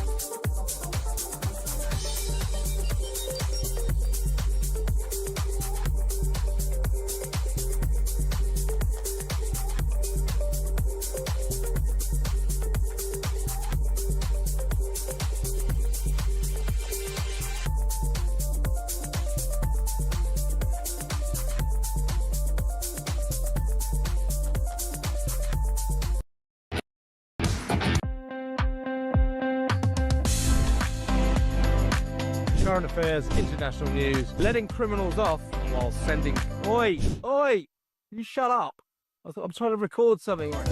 Stand by for 3 powerhouse hours of breaking news, challenging views. I don't give a flying damn about international law. I think people will viscerally reject this.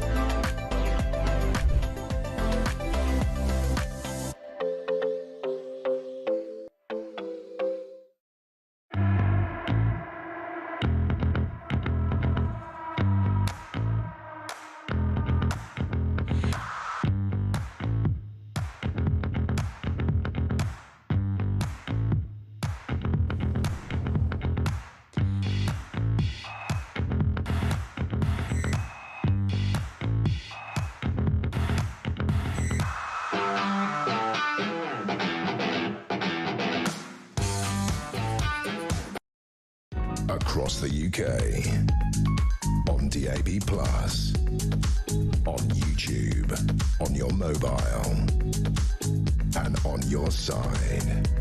This is Talk.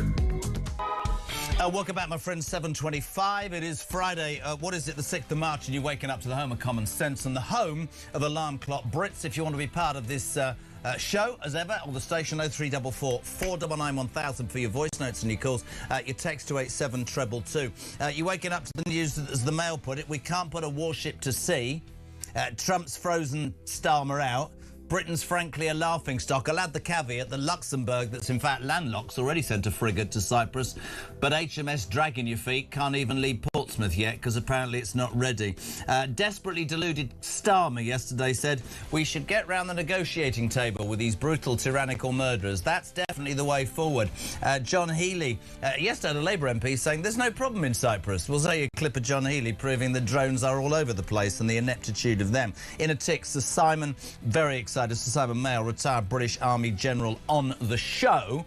The other big news you're waking up to is that Labour's plans to deal with the migrant crisis, because it's going to get even worse with Iran, is to give £40,000, my friends, £40,000 tax-free to men and women who have broken into this country illegally. Thank you for coming illegally. I hope you've enjoyed the hotel and the credit card and the phone, the free medical treatment and the new teeth. Please go back to where you came from, and here's 40 grand tax-free. Morning, Debs. Good morning, Jazz. It's Debbie from Cornwall. Does the Labour Party not realise how absolutely disgustingly insulting it is to people like myself that have worked here? I'm 64, grandmother, still working full-time, still paying for, a huge amount of tax and national insurance every month. Do they not stop and think how unfair that is? I mean, it's abhorrent. It really is. I'm sorry. That's dreadful. I was coughing. I was listening. Couldn't agree more. Love your thoughts on that. 0344 499 1000. As I said, delighted to be joined by our next guest, Sir Simon Mail, retired British Army General. Sir Simon, good morning. Hi, Jeremy. Good morning.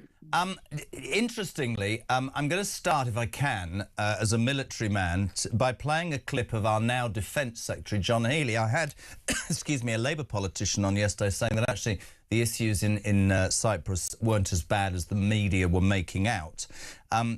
The big issue for us here, certainly for listeners, it isn't perhaps whether we should have been in the first wave or not. I myself think we should, others don't.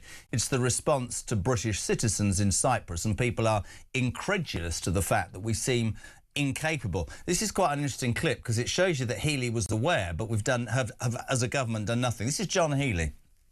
The Iranians always said that they would do it widespread. They would target US military assets around the region and anybody else. So did it come as a surprise to you that Akrotiri was targeted?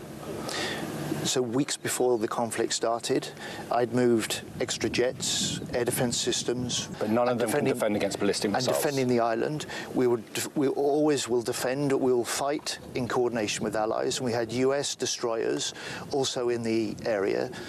So. But they can't defend against ballistic missiles. The Type 45 destroyer can, and it's not here yet.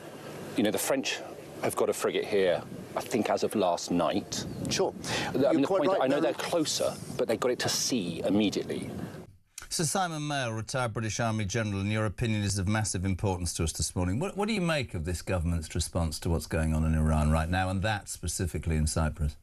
Well, Jeremy, like you and like so many, I suspect, of your listeners, I'm a very patriotic British British person.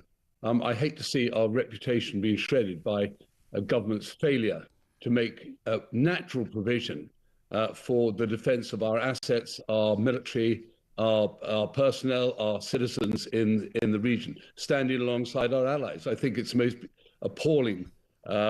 It's the most appalling dereliction of duty. So much more could have been done. We've burnt our relationship with the Americans because I think, as I was listening to you earlier, Jeremy, the Prime Minister has an incapacity to take genuinely strong decisions on behalf of the nation, like military preparedness, because he's so hemmed in by his own weakness and his cabinet. I think there's two sides. I think you're absolutely right, Simon. I think on the one hand there's this mad ideology that, I mean, to actually say to a military or to even your people, let's sit around the table with people who have sponsored terrorism for as long as any of us can remember across the world. You know, I said every day, Hamas, Houthis, Hamas, ISIS, whatever. But it's also the fact that he's playing, and this is for me the real dereliction of duty, is that he's putting party politics ahead of national security. Now, as a military man, that must cut to the core completely. It does. I mean, none of us are naive, Jeremy. As Clausewitz said, war is politics by other means. All military action is politics by other means. We get it. We understand some of the constraints. But this should not have caused any trouble for a government to make realistic preparedness for this. It's been clear for a very long time that Trump and the Israelis were going to hit Iran if Iran did not come to the table to negotiate in good faith, and they never have negotiated in good faith over the nuclear file. It was very clear at that stage when they struck Iran that Iran would strike out. This has been building for weeks, and it should be not beyond the wit. And I'm sure CDS and my predecessors, my successors rather, Chief of Joint Operations, have been saying we need to, alongside the Americans, set the battlefield. Now, you can set it defensively, that's fine. You can decide we're not going to take part in strikes, but you want to have options, and you want to then parlay those options into diplomatic strength. You want to demonstrate to allies in the Gulf both strength and reliability. And you know, I fear, as speaking again as a patriotic Brit, 40 years service, that my fellow servicemen and women serving today will be really embarrassed by how the government and by virtue then the country have been humiliated by this lack of preparedness. I agree, and I actually think we're under-resourced. We've got terrific servicemen and women, as good as any around the world, and they have largely been let down by pusillanimity. I completely agree. And interesting, if we strip back what Healy said, Sir Simon, he made the point that he's been aware of a build-up. He made the point, and you know, we were saying at the beginning of the week, everybody knew that fleet was building up, and the responsibility of a prime minister is to the safety of its country and its people. And you know, you make headlines out of this stuff, but to not have even prepared, you can see it in his body language. He's hamstrung as well by an ideology. A boat should have been there. I just want to talk to you about something that you talked about in terms of under-resourced. And I don't just lay this at Starmer's door. I lay this at a succession of governments who have disgustingly cut defence before anything else over the last 20 years, starting with Cameron and Osborne. This is an absolute fact. And somebody gave me a figure yesterday, and this is genuinely true, that more illegal immigrants have come into this country in the last 18 months since this new government came to power than we now have in our combined military. And I am unashamedly a Brit of 60 years of age, and that makes me feel shame. That just doesn't sit with me at all. Not at all. No. Well, I'm 70 tomorrow, Jeremy. Oh, happy birthday for tomorrow. I feel exactly the same. I'm horrified by our complete failure to support our national interest. And you're right, it long predates this government. The Royal Navy was absolute pride of the world. Its head high. It was just an absolute joy to see a grey funnel ship alongside with a white ensign flying. You know, the Royal Air Force, the Royal Marines, obviously my own service, the Navy, my own regiment, Queen's Dragoon Guards, are out in Poland at the moment. And they struggle on year after year, trying to hold up the flag of Britain. And then they look behind them, as I say, and find totally under-resourced this shocking prioritisation that successive governments have had towards migrants, the failure to guard the borders, the growth in welfare, so many young people on the dole and not working. And our young men and women, you'll see them anywhere you go. Their tails are up. They want to do their absolutely best by the people of this country. And thank God we're His Majesty's Armed Forces, not the PM's Armed Forces. Couldn't agree more. Here's the thing. Place to be in, and Ben Habib was absolutely summing it up. This would not take much, but by goodness, it would take strong leadership to turn this situation around. I mean, I'm with you. Brilliant armed forces, but by goodness, we could do with some political support for what we do. Absolutely, and then mate. Used properly in support of British national interest. Couldn't agree more. Can I ask you a question? Because one of Starmer's things yesterday was, and I won't put the voice in, Iran needs to lay down its weapons and stop its ships and submarines, and we need to sit round the negotiating table. You did 40 years. Can you negotiate with the Iranians, as Starmer suggests, Sir Simon? No, this regime has been an absolute parasite in the region. So much of the trouble and volatility, violence in the region has been as a result of Iran and the Islamic Revolution of 1979. I've watched it the whole time of most of my career. We've tried to negotiate, we've tried to sanction, we've tried to put force, and love them or loathe them, many loathe him. Trump has seized the grass this nettle at last. It's difficult to know where it goes. We all have, wars have a tendency to grow their own arms and legs. But this is the right time to be destroying any chance of Iran getting a nuclear weapon, any chance of Iran having a ballistic missile program. And we do need to hope now that enough people in the Middle East and around the world. There's a big game being played out here, of course, Jeremy, to do with China as well. Yeah. We need to get a bigger map to spot the importance of what's happening in the Gulf. And of course, headlines are dominated by explosions over Qatar or Dubai. But there's a real reshaping of the world going on. And for Britain, permanent member of the Security Council, lead member of NATO, terrific armed forces, albeit spavined at the moment and a bit weakened and under-resourced, we should have been up there, giving ourselves options to be at the table, making our case made diplomatically, etc. And I think everybody's just got a sense of disappointment, frankly, our allies and our friends in particular. We don't like feeling humiliated. I don't care what the government is, I hate Britain being criticised and being jeered at. It really makes me feel quite physically sick. I know you're only 70 tomorrow, but that was like listening to my old man who spent 40 years working in Royal Service and was in the Royal Navy. I completely and utterly agree. Sir Simon, a real pleasure to have you on the show this morning. Thank you, Sir Simon Mail, retired British Army General, venting, saying that our armed forces have been shredded and that our reputation on the international stage has become a laughing stock. And for all those people, this is the sort of person who fought for years to make this country great, and it is being shredded. Let's go straight to Westminster. Delighted to have him on, Shadow Secretary of State for Defence, James Cartledge. James, indoors. Better today. Did you hear what Sir Simon Mail, retired British Army General, was just saying about the state of our response in this Iranian crisis and the state of our defence systems in their entirety, sir? Well, first of all, Jeremy, thank you for having me back on again. And I'm actually in Greater Manchester. But just to be clear, I am very moved by what Sir Simon said. He's right. I was particularly struck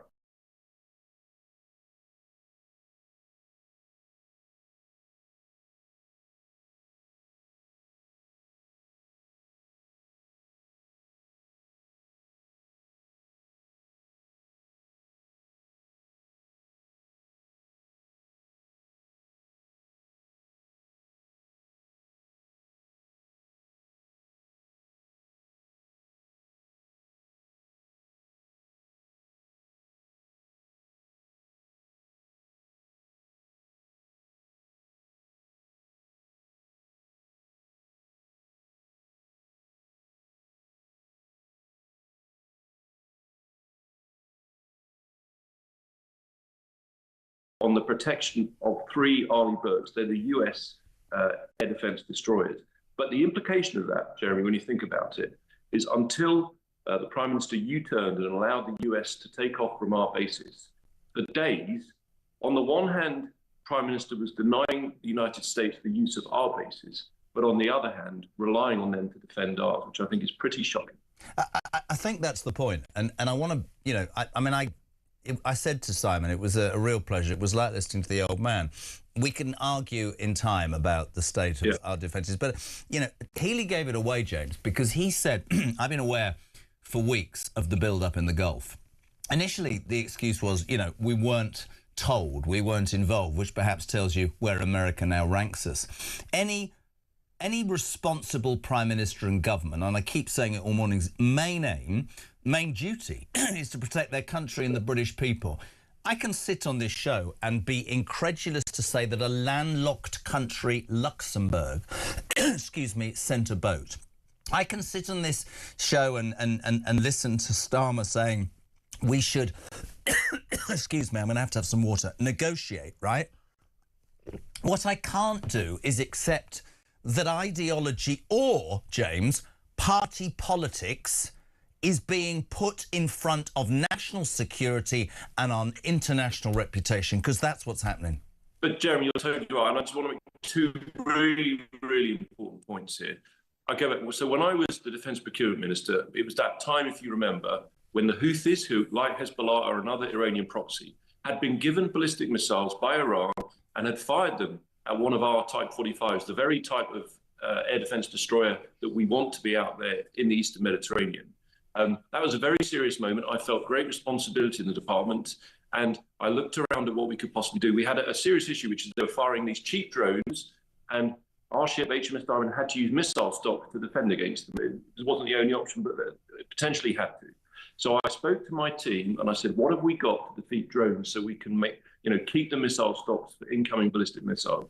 And they said, well, we've got this laser called Dragonfire. And I did everything possible to accelerate that. I scrapped a whole load of red tape and testing, and it will be on Type 45s for next year to intercept drones. And it had that level of urgency. The second point, and I thought really moving from Sir Simon Mail, he said, what about the rise in welfare? What about the people who aren't contributing? And I don't know if you've seen, but this morning, Kemi has confirmed we would restore the two-child benefit cap and use it to fund the armed forces. And I think it's really important as a country, we've got to make that choice. We can't keep growing the welfare state while reducing the armed forces. No matter the politics of this, it must now be obvious that that's what we've got to do. I know you've got to do, but I'm completely with you. I was going to stick to defence. Page 10 of the Mail, failed asylum families will be paid £40,000 tax-free to leave the UK within 7 days. You're saying, not you, this government is saying to the British people, right, thank you for working hard and paying your taxes. I'm sure we're impotent on the international stage, but if you came here illegally, we're going to give you 40 grand tax-free. The messaging is totally wrong, James, and you're right. We need to do something about our defences, not just now. We should have done it a long time ago. But for me, the front of the Mail gets it right. We can't put a warship to sea. We're ignored now by America. We've become a laughingstock, and we're governed by a man who thinks you can sit down with terrorists. Sum it up for me, James. Well, yeah, I can totally understand why your viewers would be in despair. And, that asylum policy is truly bonkers. The idea that we would incentivise people to come in, knowing the worst case scenario is they get 40 grand tax-free. I mean, that is, at the outer edge of what is credible, isn't it? Let's put it politely like that. And I think people watching who work hard will just be truly astonished. I just want to say on the military, because I do accept, we all thought after the fall of the Berlin Wall we had peace, and successive governments cut spending. Let's just be honest about that, right? Yeah. But I would say this. One thing I'm very, very proud of, we were the only country that stood by Ukraine when it was invaded. But here's a key lesson from that. We didn't wait for Putin to invade before we gave weapons to Ukraine. Absolutely. That would have been the perfect way to comply with international law. What we had Boris Johnson, Ben Wallace had the guts to send weapons to Ukraine before the invasion, help them stop that column of tanks heading to Kyiv. And if they got there, we would, if you think now is bad, if they got to Kyiv, we'd be looking at 1939, and I don't say that lightly. So look, there are things we can do. We have led before. We just need to see serious leadership from the top, from number 10. James, I know you're busy. We'll let you go. Thank you so much indeed. James Cartridge, the Shadow Secretary of State for Defence. Ahead of that, Sir Simon Mail. Passionate words about the state of not only our armed forces, but about how we are looked at on the international stage. 80 minutes to 8. We're live across the UK. It's Talk Breakfast. Morning, Sarah. Good morning, Jeremy. It's Sarah from Croydon. I don't even have the energy to be angry today. I shed a little tear because everything's broken. I'm self-employed. I work very hard 7 days a week. I received no government support through COVID, but I kept going. and I work hard. I don't earn £40,000 a year. I don't, and I'm okay with that. I have a really successful business, but because of decisions that consecutive governments have made, I'm financially worse off than I've ever been in my life. But I'm okay. I'm my own boss and I'm doing my own thing, but every decision they are making is destroying me. And I'm fed up with it, and I can't keep watching it on the news. This country, we are losing it, and it breaks my heart. But I'll keep watching Talk because I know there are people out there that feel the same as me, and we will keep up the fight. Thanks, Jeremy.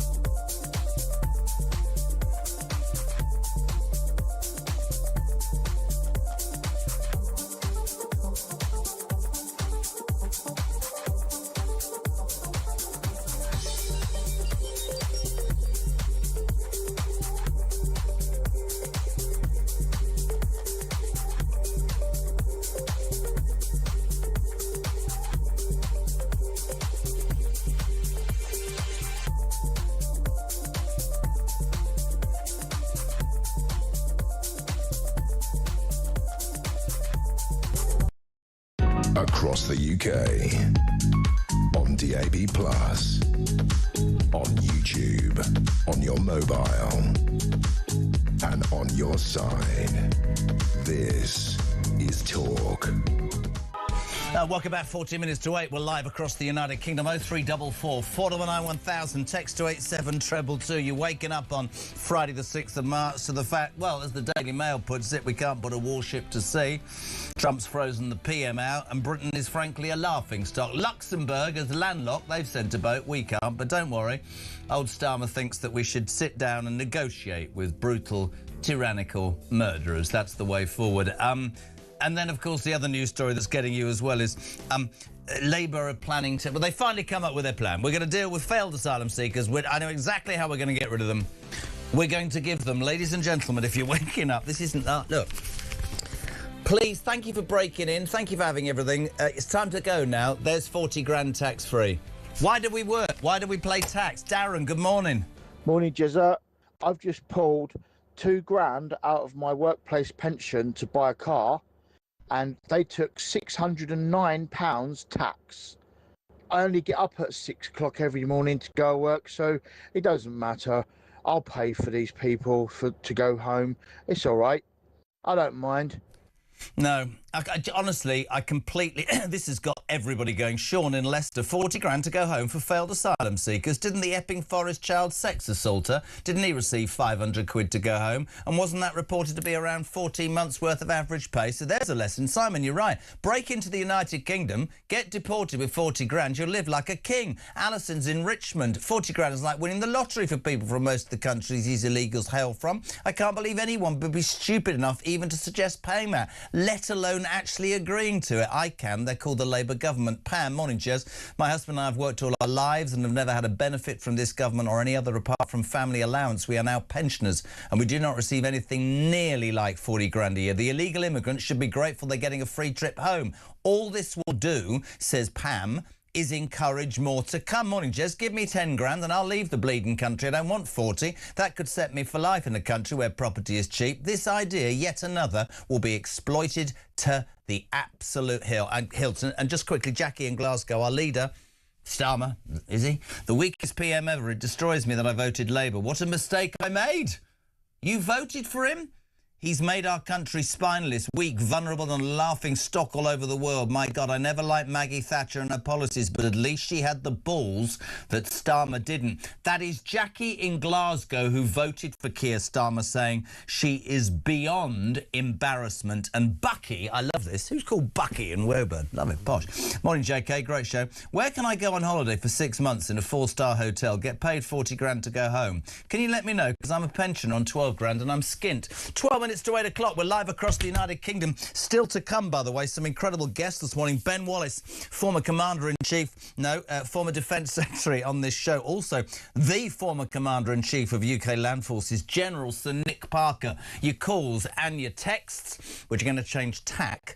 This was a story that dominated for weeks and weeks. I'm not saying it's gone quiet, but on the back of 50,000 missing Jeffrey Epstein files to be released later today, we're wondering what more news will come out. We're delighted to say a very good morning to the author of Entitled, The Rise and Fall of the House of York, Andrew Loney. It's been a week. I've got Loney, well, I don't know what you call it. I've missed you, man. How are you? I'm very well. I've missed you too. Oh, bless your heart. I just want to start differently. I know we'll talk about Princess Beatrice and Eugenie. Andrew, who quite rightly is receiving everything that he's had coming his way, and I have completely adhered to everything you've said, is stuck on this farm, wood farm up in Sandringham. I hear he's not even allowed to go out the front door to go horse riding. We talked the other day about people believe that there is a chance that he should or could be on suicide watch. What does he do all day, man? What's he doing, Andrew? Well, I mean, what he did before, really, which is to basically mooch around all morning in his dressing gown and watch films. He used to go out riding. He can't now play golf, but he watches videos. He's always been a bit of a couch potato, and he's just doing exactly the same. I mean, he's talking to his lawyers.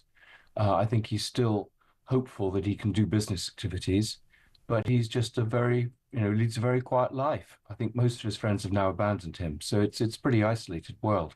And what about Fergie? Any news on where she is? I heard wellness clinic. I mean, with what's going on in the Middle East, I was thinking the other day, because most people would say that both of them might end up going to the Middle East. That's certainly not going to happen with what's going on. What do we know about her at the moment, my friend? Well, we don't. I mean, she's disappeared. I think she may be staying with friends, but you're absolutely right. She's been in various wellness clinics. There were sightings possibly in Scotland and Ireland, and certainly she was in Switzerland for a while. I just don't know. I mean, she was in the Middle East for a few weeks when her daughter was there. I think she's still trying to rustle up some sort of return, people to pay for her to come back into public life. Is she that deluded, Andrew? Is she that deluded she thinks she can come back into public life? Well, she describes herself as a fighter, and she's done it before, so I wouldn't put anything past her. I think that somehow personally think this is different. Let's bring it on to the kids. Princess Beatrice and Princess Eugenie. I made a real mistake with you weeks ago when I said, what sort of mother takes young girls to meet Epstein, the convicted paedophile? And you said, no, Jez, they were 18 and 20. More and more is being said about these girls. The press are starting to follow them. They, though, very keen to hold on to their royal status amid Andrew's arrest. But I read the other day that the Waleses, right, want nothing to do with the girls, nothing to do with the Yorks as well, and have already off the record made it known that if either of them went anywhere near Royal Ascot, that the future King and Queen, they're not playing ball at all. Yeah, I think the Ascot decision is very interesting because it's a very public sort of put down of them. I mean, they could have quietly said, look, we prefer you not to be there. So the royal family are distancing themselves, and I think they're doing that because they're aware or worried that new damaging material might emerge about the daughters. I've certainly got some damaging material which I'm going to put in my paperback, so that's a very wise decision. The girls are, I think the press are getting wise to this, the girls are very much involved in the whole family business. Sorry, mate. You're going to tell me to do one. Damaging about the girls in my paperback. Can you give me something, just a snippet? Yeah, well, I mean, they've been, continuing to monetize their royal status in the Middle East. I mean, Princess Beatrice is always Her Royal Highness Princess Beatrice rather than Mrs. Mosey. And I think some of those associations in the Middle East will be coming out. Also, the fact that money has been fenced through, still, I think, is being fenced through their accounts. We saw that with the Salman Turk case in the High Court in 2022. So, yeah, I mean, interestingly enough, they were told, can we have an audit of your finances by William? And they refused to do it because clearly there's some very embarrassing things that they're continuing to do.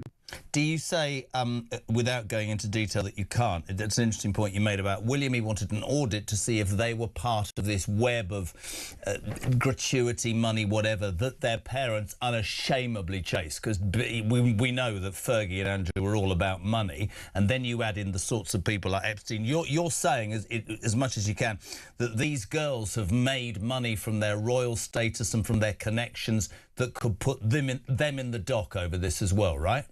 Well, not necessarily put them in the dock, but certainly be very embarrassing. I mean, one of the reasons they swan around the Middle East the whole time is because that's one area where they can monetize their royal position.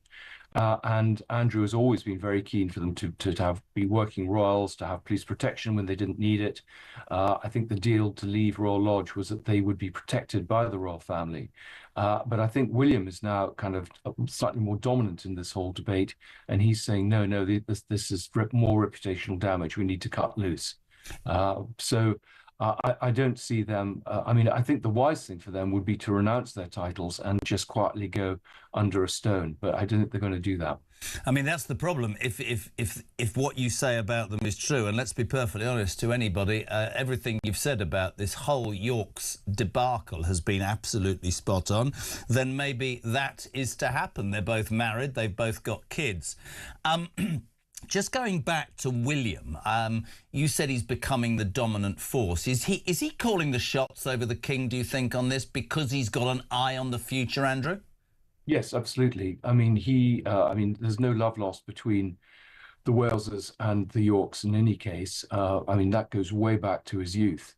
But I think you can see the reputational damage. I mean, it's extraordinary that the royal family always do too little, too late. I mean, they haven't got ahead of this story.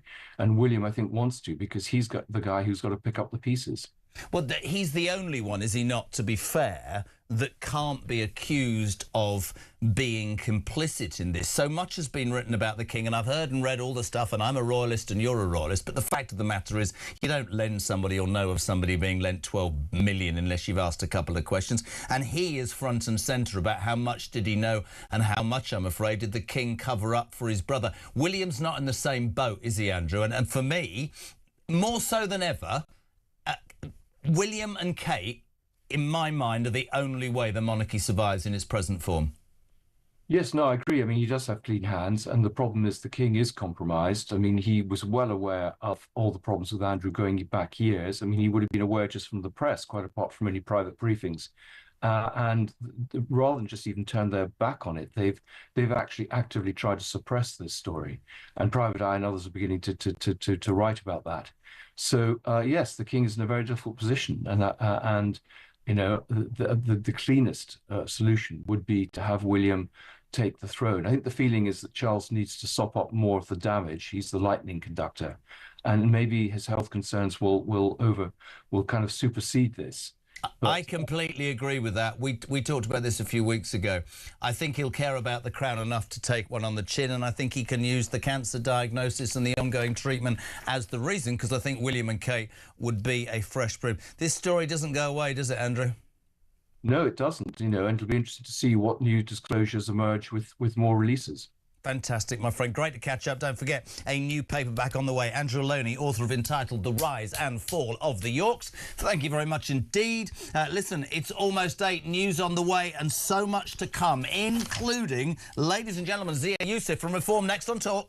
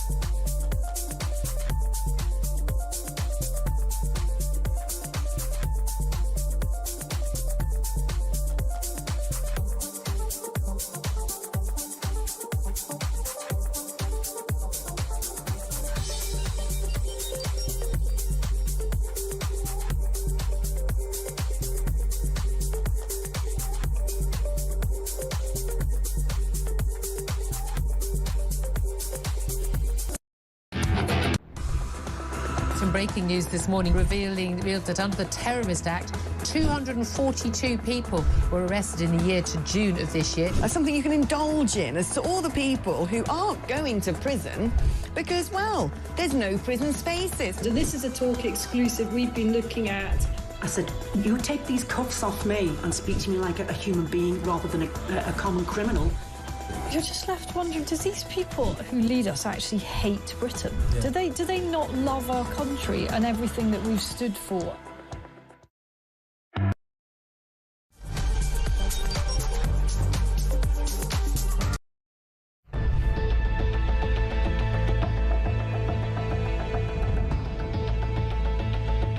Over the past 36 hours, the United States and its partners have launched Operation Epic Fury, one of the largest, most complex, most overwhelming military offensives the world has ever seen. Nobody's seen anything like it. We have hit hundreds of targets in Iran, including Revolutionary Guard facilities, Iranian air defense systems. Just now, it was announced that we knocked out 9 ships plus their naval building, all in a matter of literally minutes. Iran's formerly supreme leader, Ayatollah Khamenei, is dead.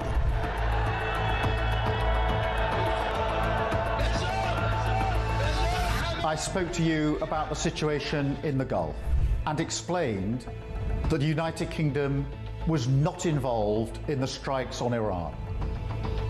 That remains the case.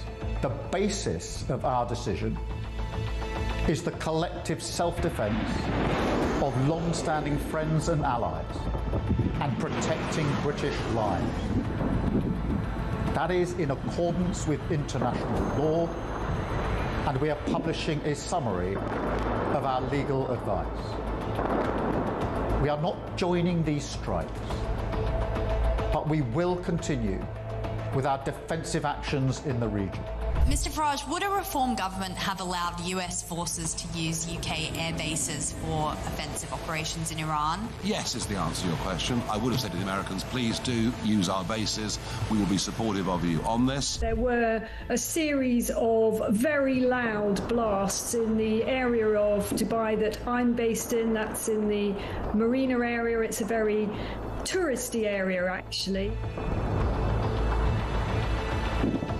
Those blasts were the loudest we've heard yet, but equally we are reassured that they are most likely the sound of interception by the UAE's quite sophisticated THAAD interception kit. That is the Terminal High Altitude Area Defence. Across the UK, on DAB+, on YouTube, on your mobile, and on your side. This is Talk.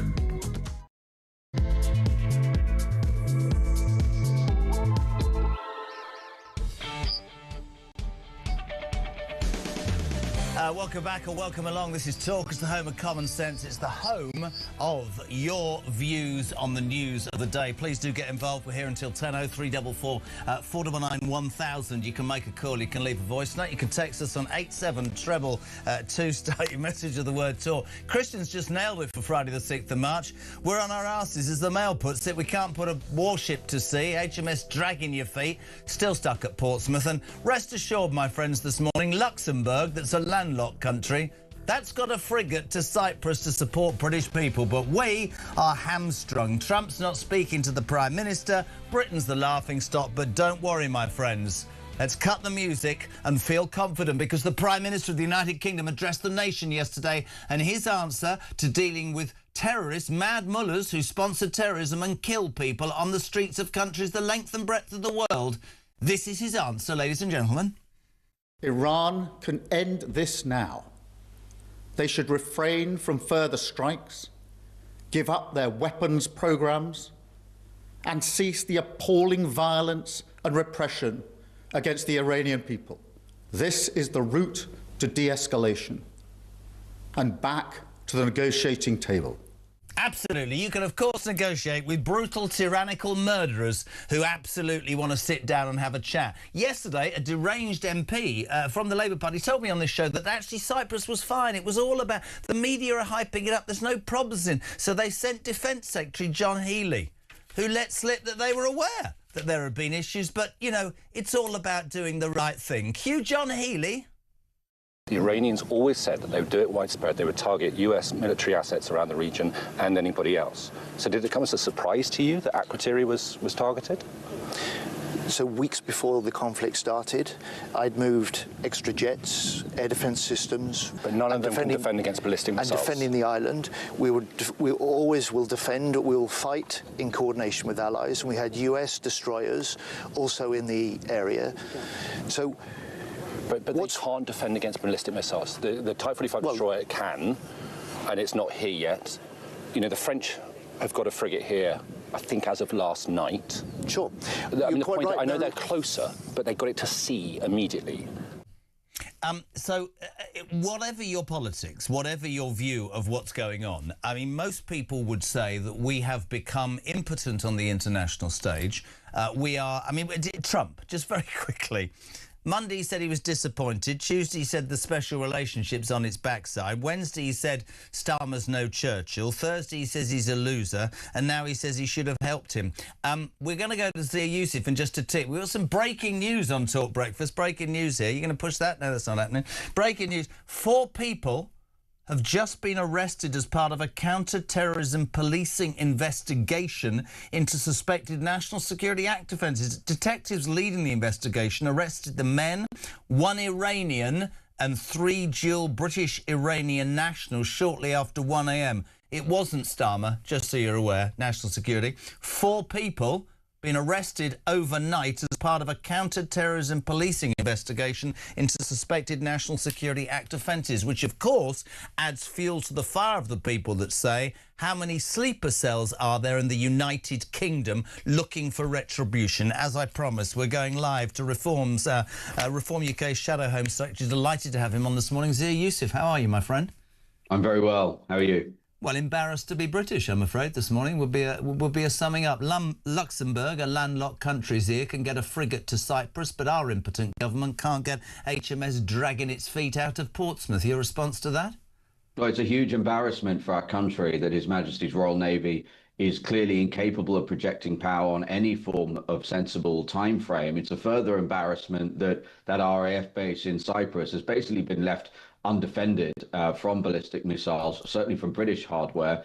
We've relied on actually Cypriot anti-aircraft tools to defend it. And I want to make the point that British sovereign territory has been attacked. British sovereign territory has been attacked, so that's not speculation or subjective. It has happened. Starmer took days to have any form of proper response because, by all accounts, it sounds like Ed Miliband is actually already running the country, which should terrify all of us. But again, as you quite rightly said, regardless of your politics, which political party you support, the idea of His Majesty's Royal Navy being unable to put a destroyer in the water on any sensible time frame is a travesty. And I'll tell you this too, if you speak to people who have been in the military, who are very close to our armed forces, they will, none of them are surprised by this. The military has been catastrophically hollowed out by extraordinary underinvestment for decades, really. It really started under the Tories. And what of the hundreds of billions of pounds of British taxpayers' money that has been spent on foreign aid?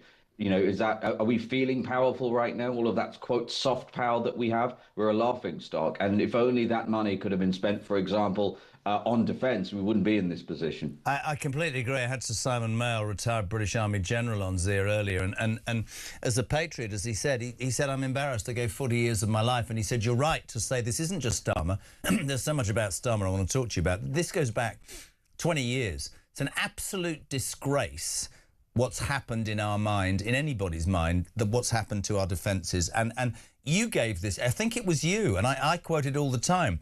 Under Keir Starmer, more illegal migrants have broken into this country in 18 months than we now have in our combined Air Force, Naval and Armed Forces. That is without any shadow of a doubt, Zia. That is embarrassing, humbling. They've shredded the armed forces and it's come back to bite them, hasn't it?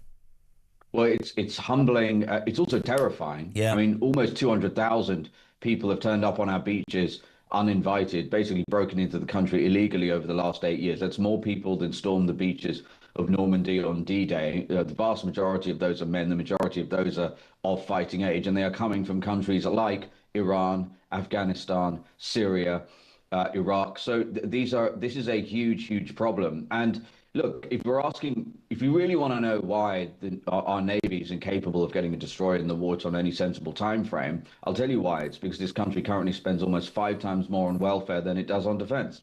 For example, it's because the British taxpayers spent north of £200 billion over the last couple of decades in real terms, in terms of foreign aid, are spending money on things like contraceptive programs in Pakistan or Road to Nowhere in Latin America.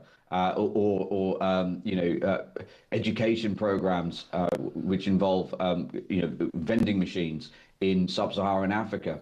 We've got to put the British people first. And look, should Britain at some point, would it be nice to have a foreign aid program and feel good about ourselves? Sure. Can we afford to do that when so many people are struggling? There's always no money left, right? That's what we're always told. I mean, this will also really be even more upsetting for people, because yesterday, maybe we're going to come on to this, but probably one of the most extraordinary announcements from any Home Secretary I've seen in my lifetime. Labour announcing they're now going to start offering £40,000 effectively rewards for breaking into Britain. Can I hold this up? Because Zia, you jumped it, but I'm absolutely happy. Well, I'm not happy. I've never seen a response to it.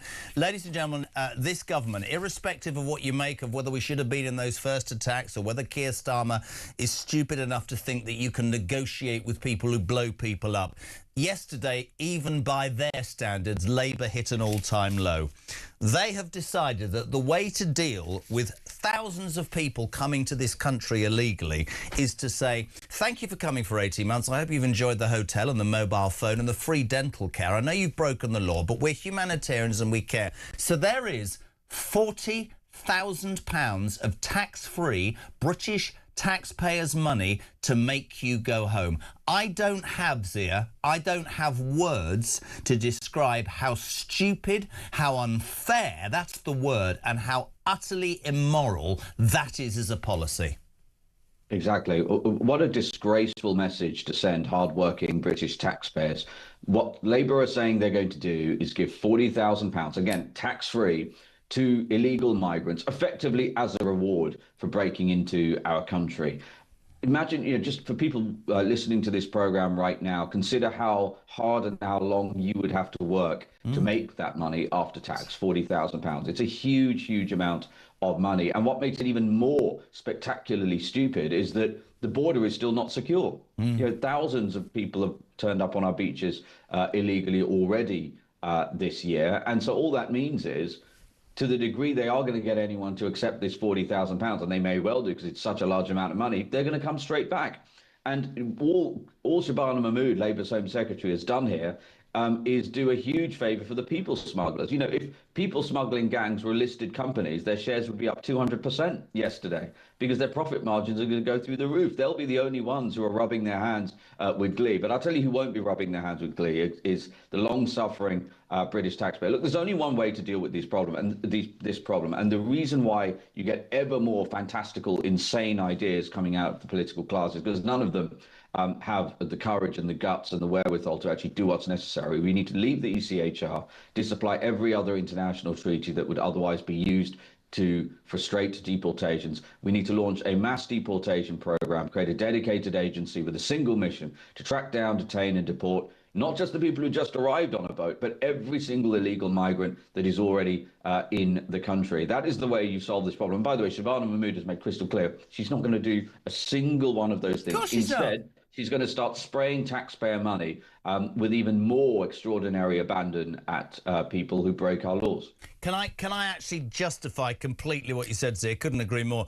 I had a voice note in the first hour of the programme this morning. It'd break your heart. This absolutely nails what millions of people in this country feel about the ludicrous let's give failed asylum seekers 40 grand to leave. Morning, Sarah.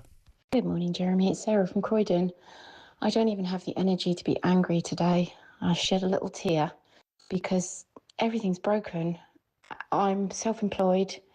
I work very hard 7 days a week. I received no government support through COVID, but I kept going and I work hard. I don't earn £40,000 a year. I don't, and I'm okay with that. I have a really successful business, but because of decisions that consecutive governments have made, I'm financially worse off than I've ever been in my life. But I'm okay. I'm my own boss and I'm doing my own thing, but every decision they are making is destroying me. And I'm fed up with it, and I can't keep watching it on the news. This country, we are losing it, and it breaks my heart. But I'll keep watching Talk because I know there are people out there that feel the same as me, and we will keep up the fight. Thanks, Jeremy. That's the point of why we do this, why I do this, and why you do what you do, Zia. Sarah works all her life, and genuinely you can hear the emotion. She's saying to her government, how unfair is it that I play by the rules, I do everything right, and my life is worse than somebody who breaks into our country illegally? Well, I think millions in this country would sympathise with what Sarah's just said. I completely agree with that. And yeah, that's a big reason why I'm in politics. Look, it's time we had a political leader and a political party in power in this country who will make decisions through the lens of what's in the interest of the British people. That doesn't mean life changes overnight for everybody. It doesn't mean that it's all of a sudden sun and roses, but it will mean that the extraordinary unfairness that British people have been subjected to, frankly, for decades, again, it started under the Tories, continued under Labour, will be, that period and that era will come to an end. And, you know, I talked about this in my speech at the beginning of last week, where I talked about all of the injustices that are now really baked into our justice system as a result of things like Article 8 of the ECHR, where literally brutal, savage foreign national murderers, their right to a family life, and that's a quote, is put above the rights of victims of the families of victims of murder, for example, in this country, at the hands of those same people, and those people are able to stay in our country. Already, British taxpayers are spending north of £7 billion a year just on accommodation and a small part of Border Force's budget alone on the illegal migration problem. That's before you talk about the NHS and any number of other huge expenditure items for the state where the government just simply hides the data.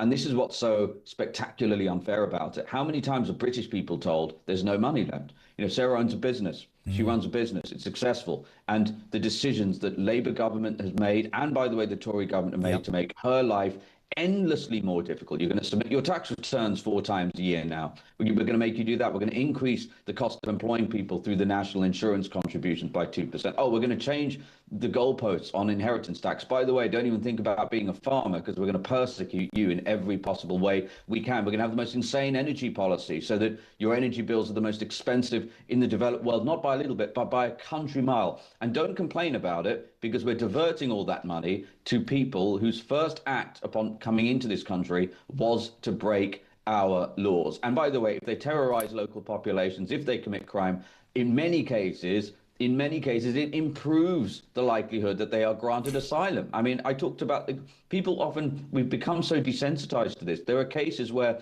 men have committed rapes on British women, and the judge has said, well, we can't now deport this man back to Afghanistan because the rapist might be in a spot of bother with the Taliban if we send him back. That is the absurdity of the current situation in this country. Now, I will say this too. Imagine we had a Prime Minister like Nigel Farage who will do the opposite of these things. To the degree there are zero-sum decisions to be made, they will always be made in favour of British citizens. We will put British people first. And I want to say it again. If you come to this country illegally under a Reform government, or if you're already here in the country illegally under a Reform government, you won't be wandering around the streets, you won't be getting free activities, you will be detained and you will be deported back to the country from which you came. That is the first but very important step to repairing the social contract that is broken in this country. Zia, I genuinely, hand on heart, couldn't put it any better. Just before you go, as the shadow Home Secretary under what you hope will be a Reform government, Your response, please, to that breaking news I broke 15 minutes ago that 4 people have been arrested as part of a counter-terrorism policing investigation into suspected national security offences. The men arrested were 1 Iranian and 3 dual British-Iranian nationals shortly after 1 a.m. And the investigation, this is the scary thing, relates to suspected surveillance of locations and individuals linked to the Jewish community in the London area. Well, I'm afraid I'm not surprised. I'm very pleased that our security services appear to have foiled a potential threat as a result of these arrests. Look, the IRGC, which is basically the Iranian state, they're acting at the behest of the Iranian state. Britain stands almost alone in terms of respected countries in not prescribing it as a terrorist organization. America has prescribed it. Even the European Union has prescribed it. Britain, for some inexplicable reason, has not prescribed it. A reform government would prescribe it immediately, and we cannot understand why that hasn't happened. But is it any wonder that these things are happening? Look, Iranians are one of the top nationalities in terms of people who have made the journey to the UK, turned up in our country illegally. We don't know who these people are. Most of them are military-aged men. We've known for a long time now the Iranian regime is hostile to the interests of Britain, and MI5 themselves have briefed that they have foiled 20 attempted terrorist attacks by the IRGC. The Iranian regime is a clear and active and present threat to citizens of the United Kingdom, people listening to this show. And for some reason, Keir Starmer continues to take the view that we should not prescribe an organization that MI5 has said they are constantly having to thwart terrorist attacks from. It beggars belief, and it's just yet another example of the spectacular weakness of this Labour government. Just finally, sorry, because this sort of broke last night, and I was going to... our Prime Minister is completely shunned now by Trump, frozen out. Nigel, we know, because he announced it last night, is off to have lunch or dinner at Mar-a-Lago. He's off to see Donald Trump. What can we expect from that meeting? Well, you'll have to wait and see what Nigel wants to share. I mean, Nigel, one of the reasons why he's close friends with so many very important people is because he doesn't share things unless he feels it's appropriate, and both sides would be happy with it. I will say this, though, that, you know, the special relationship, if we can still call it that, between Britain and America, I can't remember it being at as low an ebb as this. And you have to ask, again, for what? I mean, when you read very well researched reports, well-sourced reports about what happened in that security cabinet meeting when Starmer basically decided to not allow the Americans to use our bases, which again, in hindsight, looks spectacularly stupid given our RF bases were attacked. It sounds like it was Ed Miliband making all of the decisions. And this is something that I think everyone needs to be aware of. Keir Starmer is not really the Prime Minister anymore. He's not the de facto Prime Minister. He's the Prime Minister in name and title only. Ed Miliband is the de facto Prime Minister. And it's simply a matter of time now before Starmer is replaced by his MPs. And therefore, that is a very dangerous position for this country to be in. Look, President Trump is going to make decisions in the interests of the American people. He's been crystal clear about that. He says, I'm going to put the American people first. It's about time we had a British Prime Minister who would do the same. I couldn't agree more. Zia, honestly, I know how busy you are. We really, really appreciate the time this morning. Zia Youssef, great to have you on. Reform UK's Shadow Home Secretary. And just to go back to what he said at the very end there, Nigel Farage was last night at a meeting in London about the Chagos Islands and the way that the Brits have seemingly given away sovereign land and money we apparently haven't got. And he let it out that he was off to America today for dinner, I think, tonight with Donald Trump at Mar-a-Lago. Just leave you with this thought. What does it say that the Prime Minister, the elected Prime Minister of this country, won't speak to Donald Trump because he's so stuck with his ideology or worried by his own party, or rather Trump won't speak to him? And yet the leader of a party that's got 5 MPs is having dinner with the leader of the free world sometime this evening. The world's gone nuts. This is Talk Breakfast.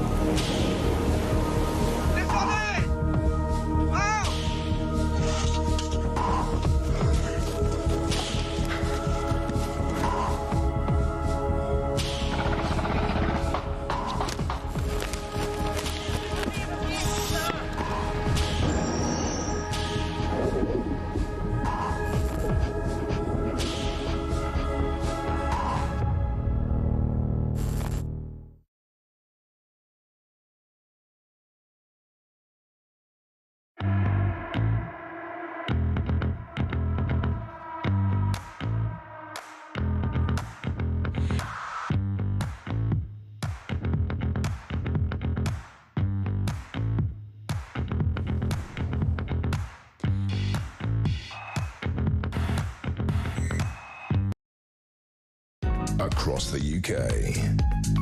On DAB+. On YouTube. On your mobile. And on your side. This is Talk. Welcome back, 8:26. We're live across the United Kingdom. I just want to get back to the news, but I'm slightly weak. I'm at the top of the tower of the news building on floor 17.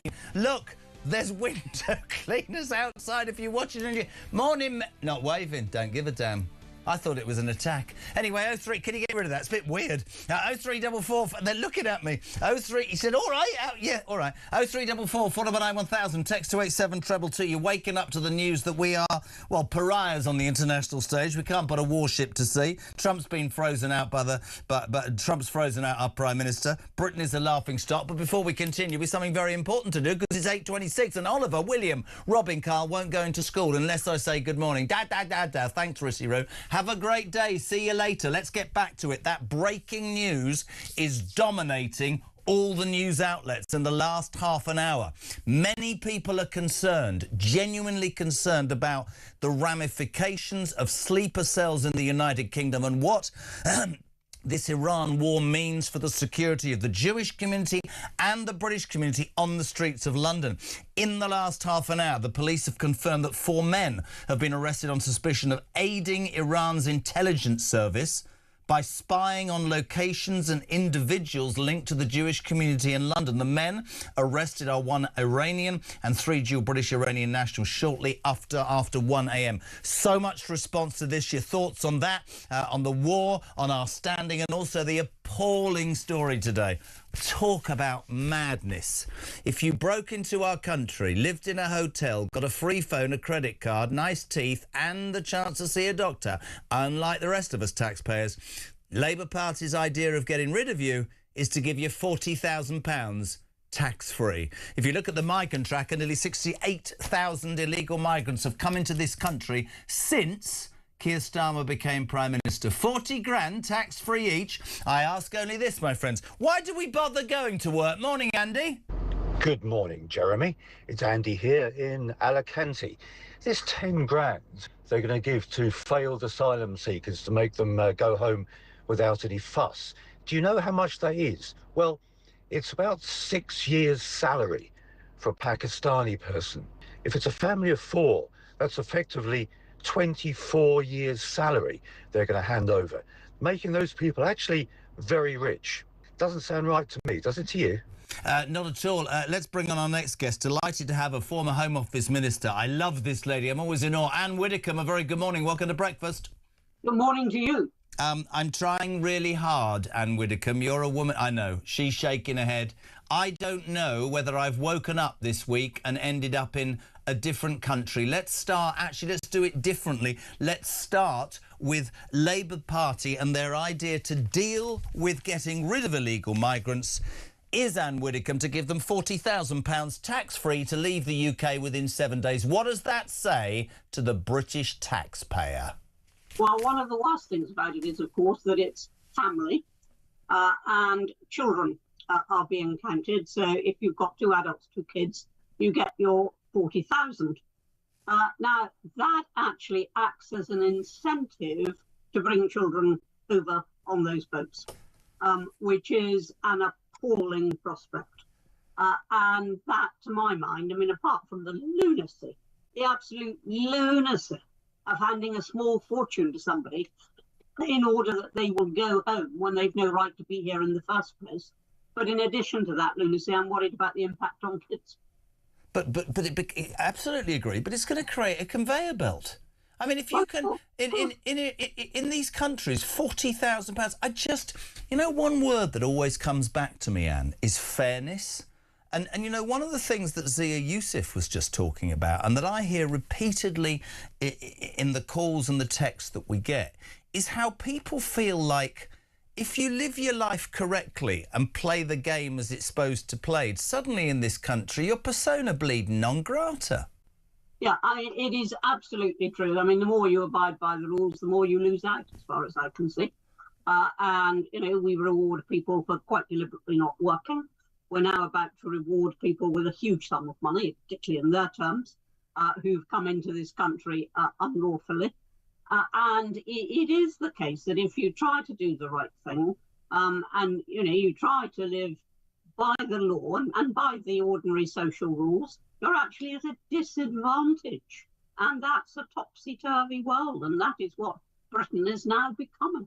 Can you ever imagine when you got into politics, right, that you would be saying that it's a disadvantage for a Brit to live within the confines of the law, to go to work, save, pay tax, bring up their family? It's almost derangement. Let's bring it, Anne, away from that. I mean, that's absurd and delusional by anybody's standards. Let's talk about... I mean, I thought the Daily Mail nailed it this morning. They said we can't put a warship to sea. Trump's frozen the Prime Minister out. Britain's a laughingstock. And for people who are just tuning in, let's be honest. HMS... I can't do this with a straight face. HMS Dragging Your Feet is still stuck in Portsmouth, our only boat. That can't get out. Luxembourg, which is landlocked, has sent a frigate. And Keir Starmer, and I want to play this again, Sammy, because Anne, I might have heard it, but I think people tune in and out all morning. When the world is on a precipice, this is our Prime Minister's real response to Iran and what's going on. Have a listen to this, peeps. Iran can end this now.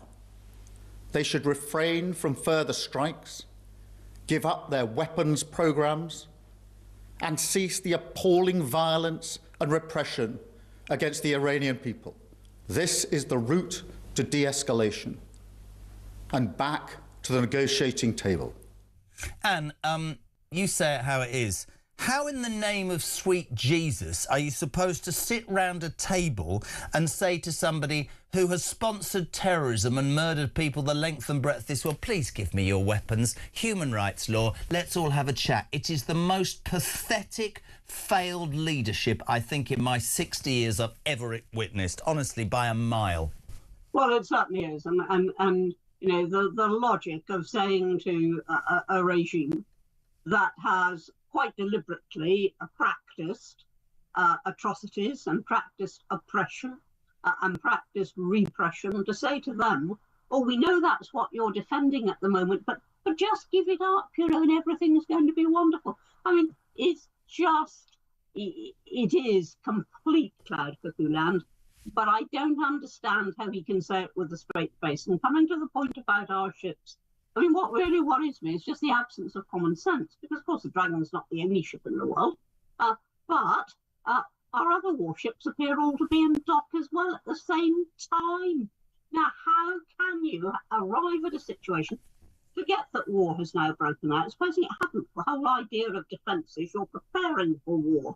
How can you arrive at a situation when all your ships, or at least the ones that matter, apart from one, the Duncan, well, how can you arrive at a situation where all the ones that matter are in dock at the same time? Well, I had your old colleague Ian Duncan Smith on this show on Wednesday, and he stands by and said, and I quote, that the reason that the fleet is in dock is money, because this government scrambling to pay extra money in welfare benefits and crazy ideas like the 40 grand to illegal migrants, knows full well that if your fleet and the ships that you've got are in port and not on operational use or manoeuvres, that saves money. And if that's true, Anne Widdecombe, that is beyond damning. I honestly, it's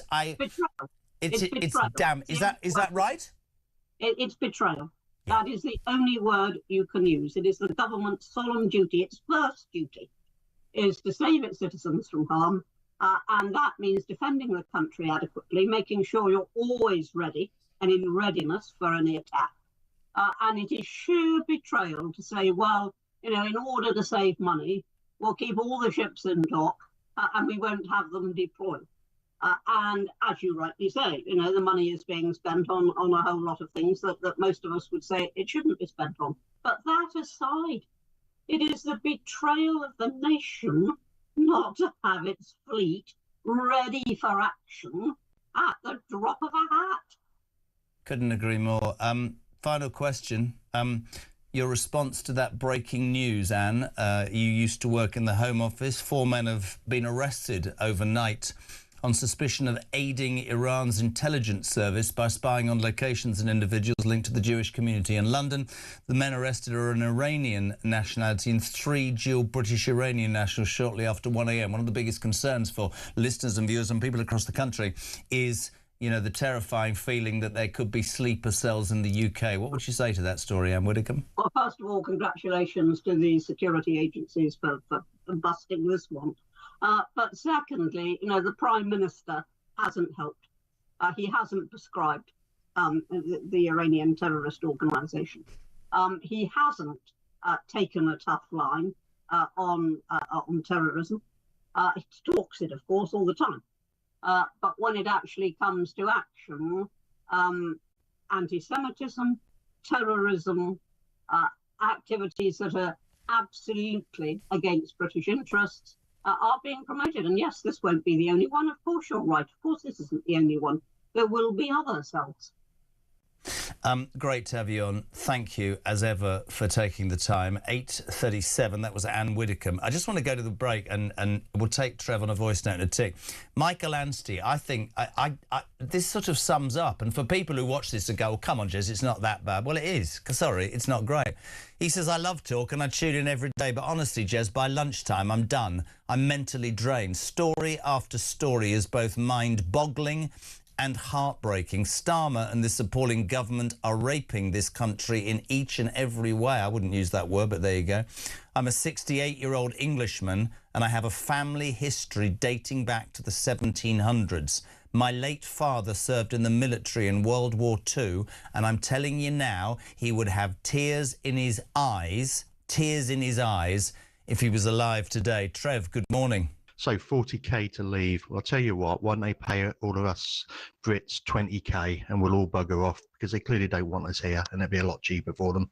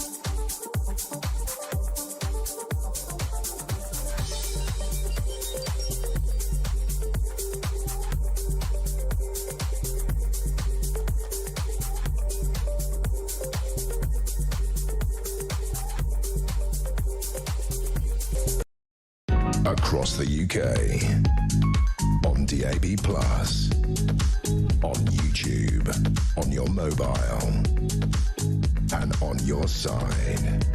This is Talk.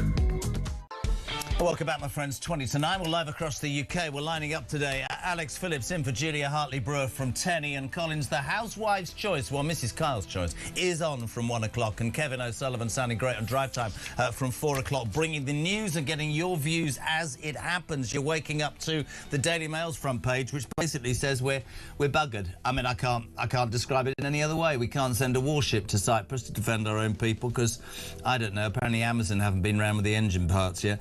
Trump doesn't speak to the Prime Minister, although Nigel Farage overnight let slip that he's off to Mar-a-Lago today and will dine with the leader of the free world tonight. That'll be interesting. Britain, a bit of a laughing stock earlier. We spoke to Sir Simon Mail, ex-British Army General, who said, as a patriot, I am beyond mortified. Starmer, though, is towing the international line. Let's sit down at a table and have a chat with people who like to launch terror attacks and kill people on streets all over the world. There's so much to this story, and it's backed up by this appalling domestic policy that Labour announced yesterday via Shabana Mahmood, which basically said we know finally how to stop the boats. The 68,000 people that have come in. We're not going to stop them coming in, but we're going to give them £40,000 tax-free to leave. I don't know what message that sends. In the midst of doing this show about 10 minutes ago, I looked left. I'm on the 17th floor of the news building in London, and there were 2 window cleaners on a gantry. Many of you implied that I thought they might be Iranian spies. I don't know. No, don't be ridiculous. They didn't know. Anyway, but there is that breaking news, which is really important and people responding to as well, that 4 men have been arrested on the suspicion of aiding Iran's intelligence services by spying on locations and individuals linked to the Jewish community in London. 4 men arrested overnight. We will keep you updated with that story as it happens. Delighted to welcome our next guest. Nigel Farage made a big thing about Labour defections a week or so ago, and yesterday it was confirmed that Sir Robin Wales, the longest-serving Labour mayor, he was, of course, the former mayor of Newham, a major part of London, has defected to Reform, and he's on this show this morning in an exclusive to explain why. Sir Robin, good morning. How are you? I'm good, Jeremy. Thank you very much. But just to say, I don't think I defected from Labour. I think Labour defected from us. It's not the Labour Party. Can you imagine previous Labour governments having one ship available to go elsewhere? I mean, that's just in a bloody flotilla. You just think, yeah, amazing. It's like shooting fish in a barrel for you, isn't it? I must say, in all of my time of doing this, Robin, for 30 years, there have been moments this week when my mouth has been quite literally on the floor. And I will add the caveat, and I said this earlier, and I've said it all week. There will be people who absolutely will say, and have a right to say so, that we shouldn't have been in the initial wave of attacks. But for me, the very premise of being the leader of this country, being the leader of a government in this country, is twofold. You protect the country and you protect the people. And when I sit here and I hear that the French and Luxembourg are ahead of us, when I sit and hear a Prime Minister who you were part of his party say, oh, let's sit down with a bunch of killers and sit round a negotiating table, just put into words for the people listening. You say that Labour Party left you. Do you feel betrayed? Have you been amazed? Do you feel duped? What do you feel that led you to join Reform? Listen, we wrote a letter explaining our reasons for leaving. We didn't know about the complete incapacity of the army, and we didn't know that when America launched... Sorry, Sir Robin, can you do me a favour? The sound's awful. Can you come nearer to the mic? I thought it was me. Yes, I can. Is that better? Yes. Is that better? A little bit. Yeah. Just sorry, okay, mate. I know it's difficult, but it was a little bit... No, it's technical. Listen, I know all about policy, but I know nothing about technical issues. So Neither do I, pal. I'm not lying. Why did you join Reform? Look, it's an astonishing government. We didn't expect much, but we've not been disappointed. Even our expectations have been disappointed, and they weren't high. We left because we think in every possible way this government is not doing what former Labour governments would do. One thing you've got to say about Labour governments in the past, they were very loyal. They were very patriotic. They're not anymore. They're really not. So for us, it's things like free speech. It's a refusal to face up to facts. It's a budget deficit that our kids will have to pay for in the future. We're just... And actually £10,000 to each of the families, it's not even the money. It's the morality of it. You're rewarding bad behaviour. When did we stop thinking about more morality in politics? Because I think that's kind of important. Pretty massive thing, though, for a Labour politician, a supporter of the Labour ideology. And I wanted to get in this with you because I know that the people at Reform, I think people would know that, but Labour was always the working man and woman's party, and this show sort of started as Alarm Clock Brits. and I spend huge amounts of time in Newcastle. I've got great friends up there. I don't know many working people in Newcastle. In fact, I don't know any who would say that the Labour Party is for them anymore. They say reform speaks to them on the level that they want. The fact is, more working class people and then members of Reform are voting for Reform than for any other party. Just to tell you, when we were in Newham, we had 10 years where we didn't increase council tax because we thought council tax was regressive tax. It hurts working people. We didn't make any cuts. We were the most popular council in the country with 80% people in the most diverse borough in the world, actually, for the size. 80% satisfaction because we did the things that we thought people wanted. We helped people into work, 40,000 people, biggest jobs brokerage in the country, flushed through free school meals, all sorts of things like that, which was about supporting working people. Taught every kid to play a musical instrument, kids that would have no chance otherwise because they're not middle class. That was supporting the working class. That's why I joined the Labour Party, is to support the working class. The Labour Party has left the working class. As I said, I haven't defected from the values I've got. I'm a social democrat, but I'm also, I have to say, somebody who believes in free speech and enlightenment values, and I'm tired of watching woke's an easy, it's just an easy label. But there's the problem there. And actually, John Curtis, as Foley just said, there's two things. People still vote left-right, but they also vote on illiberal or liberal social values, and he said woke to make it easy. That's what we're against. We've really got an issue with that. I tell you, it's beyond belief we attack a terrorist regime. America's attacking a terrorist regime, and we're not there. Beyond belief. Just quickly, lovely to have you on. Sorry about the sound. You said I'm sorry. Not your fault. That the grooming gang scandal, which I consider to be the biggest stain on this country, and I mean that. And I had the legend that is Maggie Oliver, who yesterday took the government to court to get a judicial review into a decision that means, well, we haven't seen a national inquiry, Robin. I think it's a disgrace. Again, I don't just put this at Labour's door, although they promised under Jess Phillips to do something. This goes back. I think it's, and I'm not exaggerating, I think it's institutionalised cover-up on an industrial scale. I think it's a disgrace. Oh. No, listen, we've got major problems. It's not Robin's fault at all. So Robin Wales, the longest-serving Labour mayor, a new Reform politician, has unfortunately problems with his technological. Listen, that happens, and people run around the office going, "Oh my God, oh my God!" It happens. It's live. We'll try and get him back. I promise you. Let's go to Hampshire. Laura, good morning. How are you? Good morning. That was an interesting interview with the great Sir Robin Wales.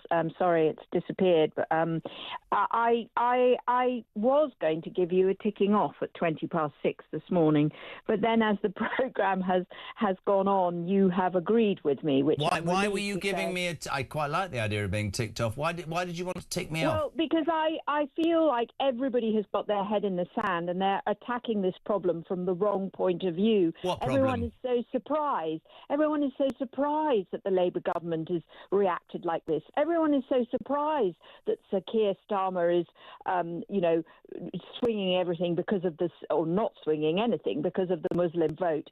I maybe minority, but I am not surprised. I'm sorry to use the word evil, but I do believe there are evil forces in the background. And then we hear that Ed Miliband is basically running the show, and that's even spookier to think that the Prime Minister is not in control of what he does. And then we see a picture of the Palestinian ambassador sleazily rubbing his arm up and down in the most horrible way. And we see Keir Starmer looking absolutely terrified in his eyes of this other man. And to me, the whole thing is just obvious. The Labour government is not interested in us, the people, and I don't know how I do know how we get them out, but we can't. And it's just terrifying that people have their head in the sand. I mean, I talk to friends here, and they, apart from the fact they think I'm completely loopy, well, nothing's changed there, but they really genuinely do not see maybe the arrest of these Iranian and British-born Iranian citizens who were, wishing harm on us. Maybe they'll see it, but they all say, "Oh, we have to come to the table. Sir Keir Starmer's right." What?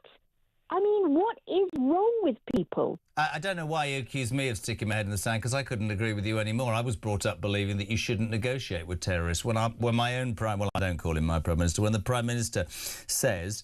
And do you know the thing is, Laura, and this is genuinely true, because I had about 20 minutes with one of them human rights lawyers the other day, off air, and you literally could tell them everything that's true and everything that's proven, and they will look you full square in the eyes as if you've landed from Mars and you're talking tripe. They won't buy it. If you say to a human rights lawyer, and I said it to him, whilst you hide behind the movable feast that is international law, would you dare to take that ideology and... I said it at 6:20. Would you take that ideology and stand in front of a parent whose child was killed at the Manchester Arena bombings? Do you know what they'd say? They'd say, sod international law, because the Ayatollah Khomeini didn't give a damn about international law. The paralysis is caused by ideology, but scarily, and I agree with you on this, this government are prioritising their own political, well, they're not going to survive, but survival in their minds right now, over national security. And that is the biggest thing that I think is wrong with this, that this man, worried by the Greens or worried by the Palestinian Action Group or worried by the Muslim vote or worried by the Parliamentary Labour Party, is making decisions, Laura, about this country and the safety of the country's people on political... That's dreadful. Dreadful. Well, that's why I'd like to apologise on what I was thinking at 6:20, because as the programme went on, you did come over to my side. So I would like to apologise for my thoughts. But I agree with you. But I do think that the situation with the Green Party is actually very, very worrying, because it's the left, as sort of communist left, joining with the Muslim vote. I have a really simple answer to this, and this is me being totally straight. Today in the Daily Mail, Polanski laughed at Churchill vandalism. You'd have heard the story last week, the statue of Winston Churchill. Again, whatever your politics, nobody would have freedom without that man. He thought it was all right to daub paint on that and laughed.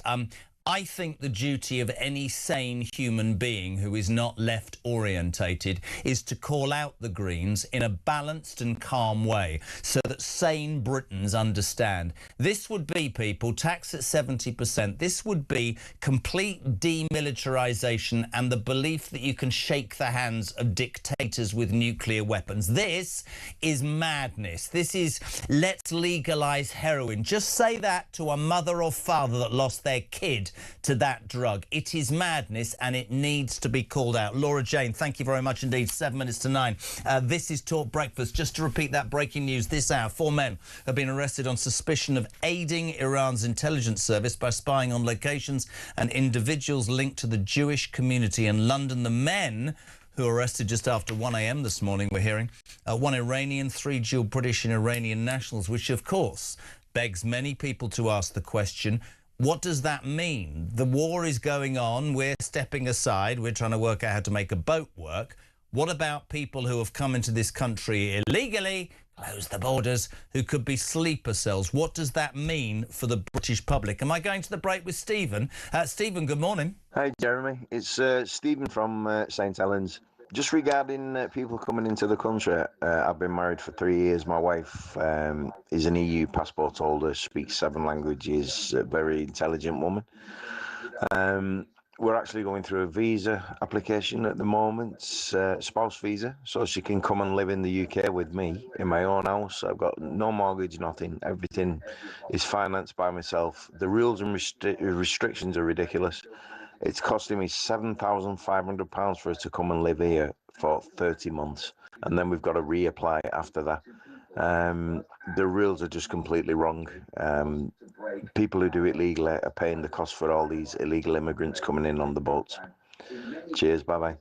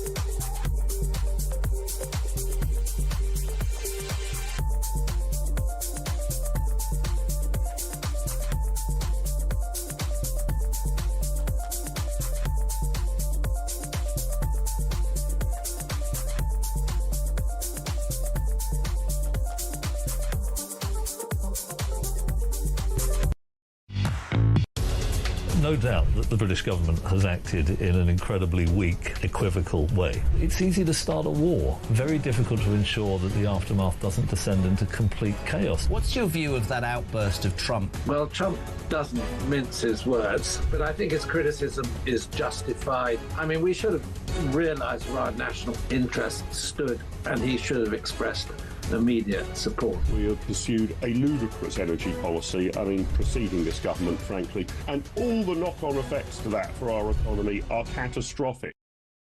Across the UK, on DAB+, on YouTube, on your mobile, and on your side. This is Talk. Welcome back, almost 9 o'clock. Let's do a quick look at the sport, please, Sammy. Nearly 90 minutes in 90 seconds. From the Sun. God, technology is great. Good morning to Catherine Walsh. I don't want to know about Manchester United. I want, as a West Ham fan, for the world to be honest. Spurs, those people who think it's not going to happen, you're heading to the Championship, and West Ham and Forest are going to survive, aren't we, Catherine? I genuinely do believe so. I think a few weeks ago it was unthinkable to me that Spurs would even go down. I thought, no way, they'll get out of it somehow. But if you look at the fixtures, I really do think they are in real trouble. West Ham and Forest are in much, much better form.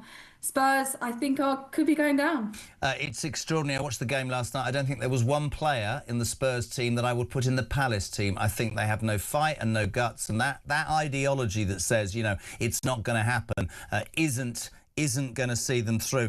Listen, what can you... This is fantastic. Do you know about the Alan Brazil game from talkSPORT? This is absolutely fantastic. Cheltenham Festival next week, of course. And Denny, our boss, this is brilliant, by the way. The biggest question for next week isn't who's going to win the Gold Cup. I'll tell you that next week. It's whether Alan Brazil will actually make his breakfast show on talkSPORT. Your fate is now... His fate's in your hands. It's a brilliant project, Cheltenham. It's a brand new mobile game. It's carnage. His wife Jill's involved. Lots of other talkSPORT presenters. Go and download it. talksport.com/game. talksport.com/game. It's brilliant. It's got Ali McCoy. It's got everybody on it. Can Big Al from the talkSPORT breakfast show, because he's a bit famous for not making either the first, second, third, or in fact any of the days. He's been found in various positions, some of them to do with alcohol, many to do with illness. The big question this year, Catherine, is will he make it? Thank you for your involvement in terms of Spurs. Manchester United losing as well. Just get that in. West Ham on the way to safety. It's almost 9 o'clock. We're live across the UK. Talk Breakfast is on. We continue to want your calls. 0344 499 1000. Text to 87222. And remember, after the news at 9, big guest, ex-Defence Secretary Ben Wallace now.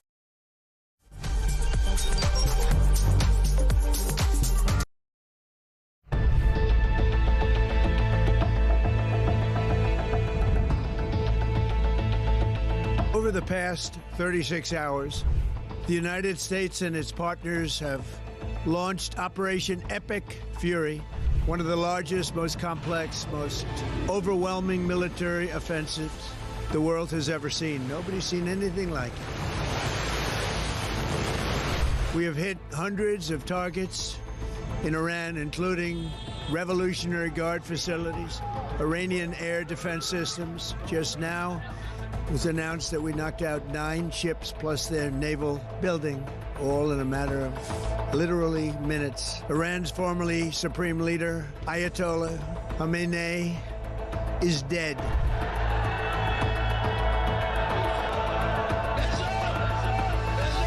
I spoke to you about the situation in the Gulf and explained that the United Kingdom was not involved in the strikes on Iran.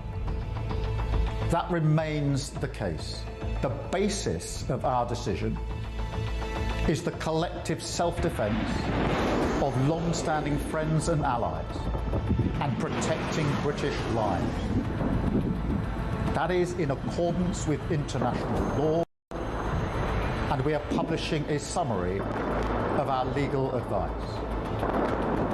We are not joining these strikes, but we will continue with our defensive actions in the region. Mr Farage, would a reform government have allowed US forces to use UK air bases for offensive operations in Iran? Yes is the answer to your question. I would have said to the Americans, please do use our bases. We will be supportive of you on this. There were a series of very loud blasts in the area of Dubai that I'm based in. That's in the marina area. It's a very touristy area, actually.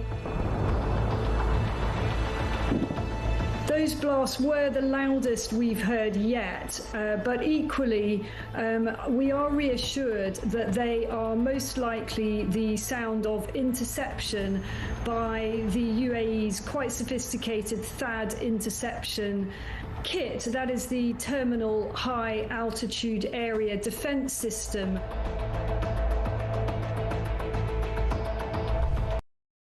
Across the UK. On DAB+, on YouTube, on your mobile, and on your side. This is Talk.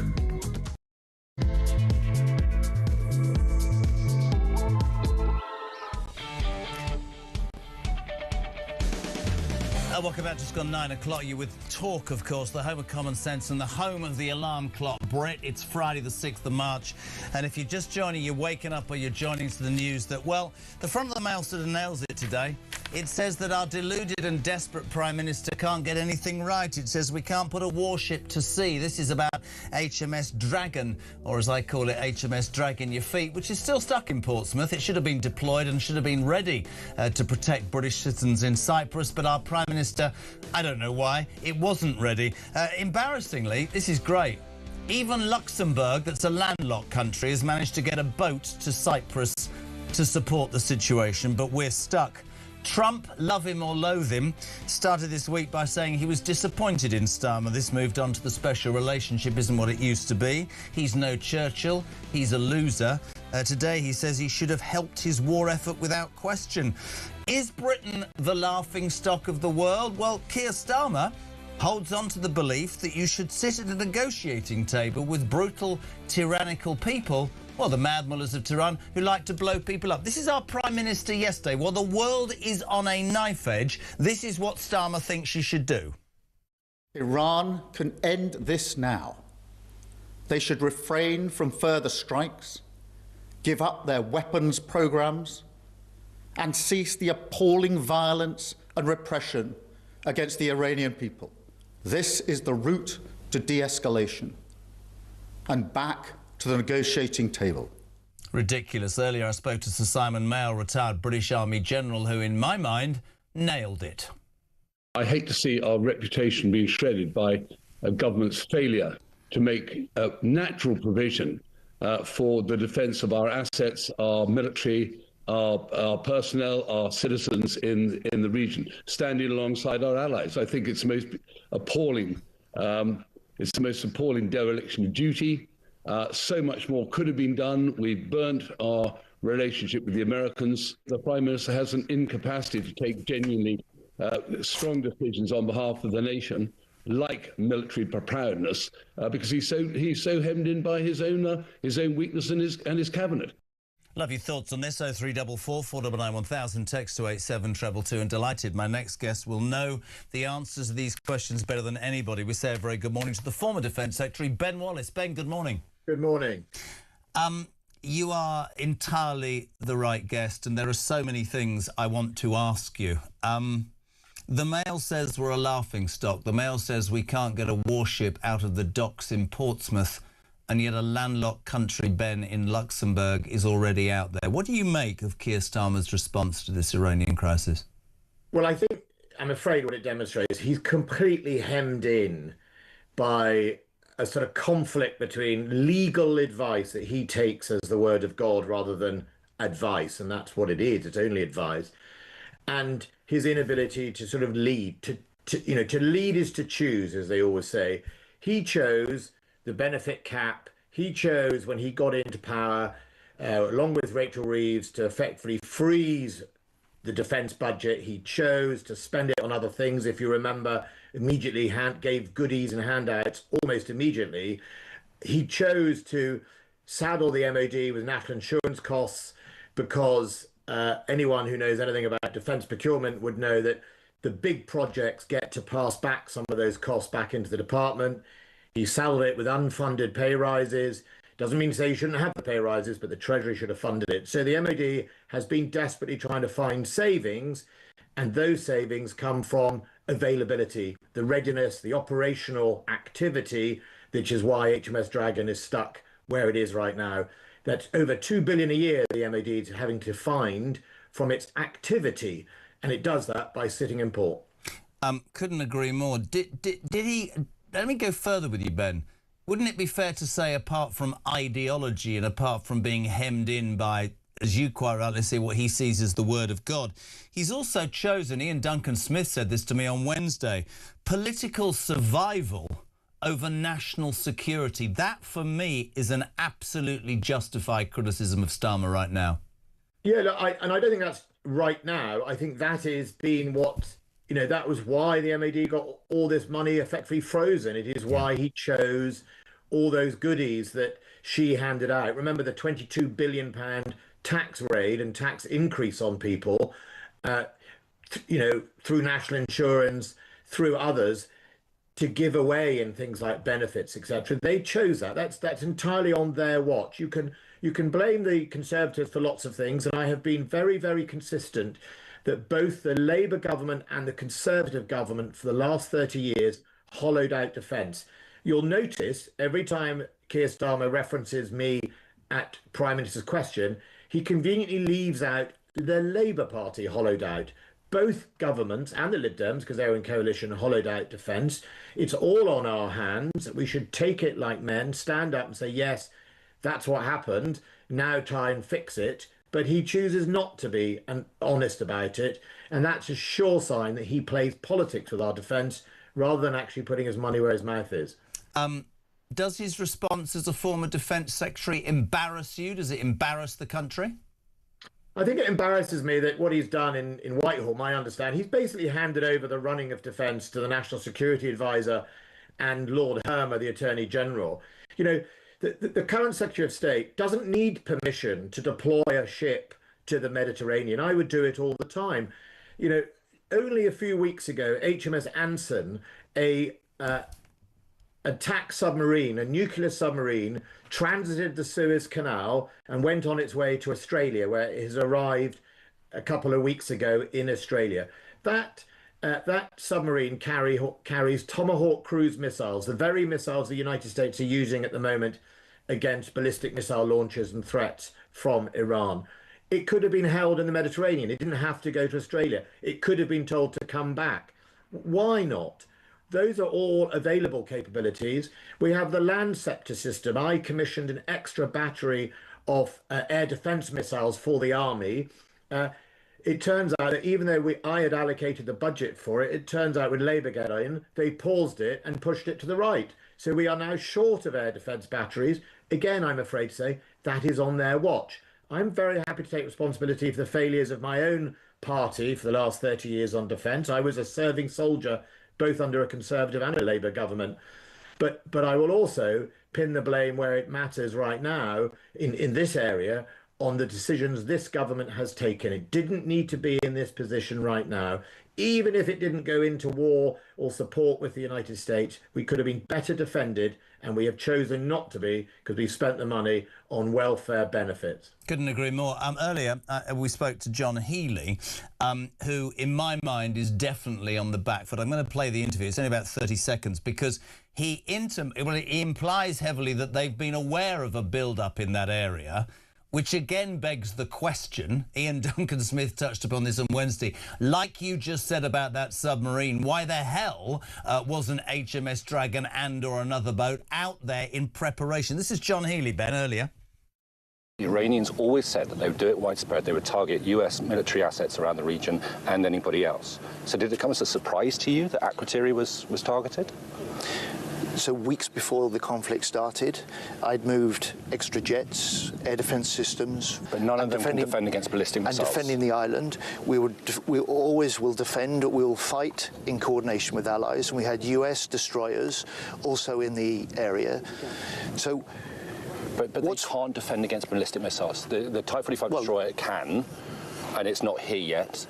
You know, the French have got a frigate here, I think, as of last night. Sure. I mean, the point, I know they're closer, but they got it to sea immediately. Out of his depth, Ben, or hamstrung also by ideology? I've known John. I always included him when I was the Secretary of State. I thought it was important that defence was a cross-party activity. I included even the Scottish Nationalists and the Lib Dems to make sure that we were all on a similar page and they understood the thinking behind it. And, you know, so I knew John Healey over the last few years. I think the simple issue here is John Healey is Labour first and defence second when it comes to it. You know, I had to have lots and lots of rows to get the extra £24 billion of defence spending that I achieved. For the very first time we got real increases in our defence budget was under my watch in 2019. I wasn't popular for it. I wasn't a particular team player.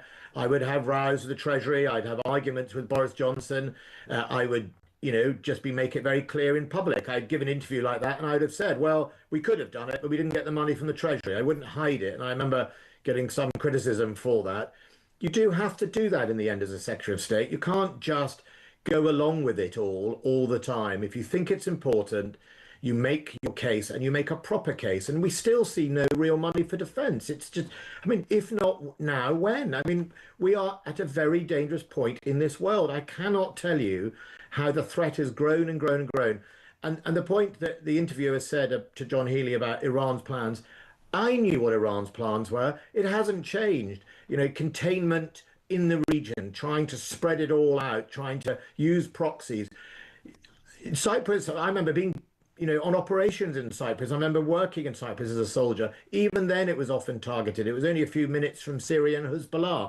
Everyone knows it. And I don't know what the excuse is that somehow we didn't. We could have had a range of capabilities there. You know, I'm not even in the inner circle of secrets anymore, but I knew that Donald Trump had authorised the target sets the week before it started. Let me ask you a question, if I can jump in. Has John Healey and the government, don't want to make it personal, but is John Healey's the Defence Secretary, and as you said, if you're in the chair, you take the criticism. Has he put British troops at risk in Cyprus and have this government by failing to act quicker?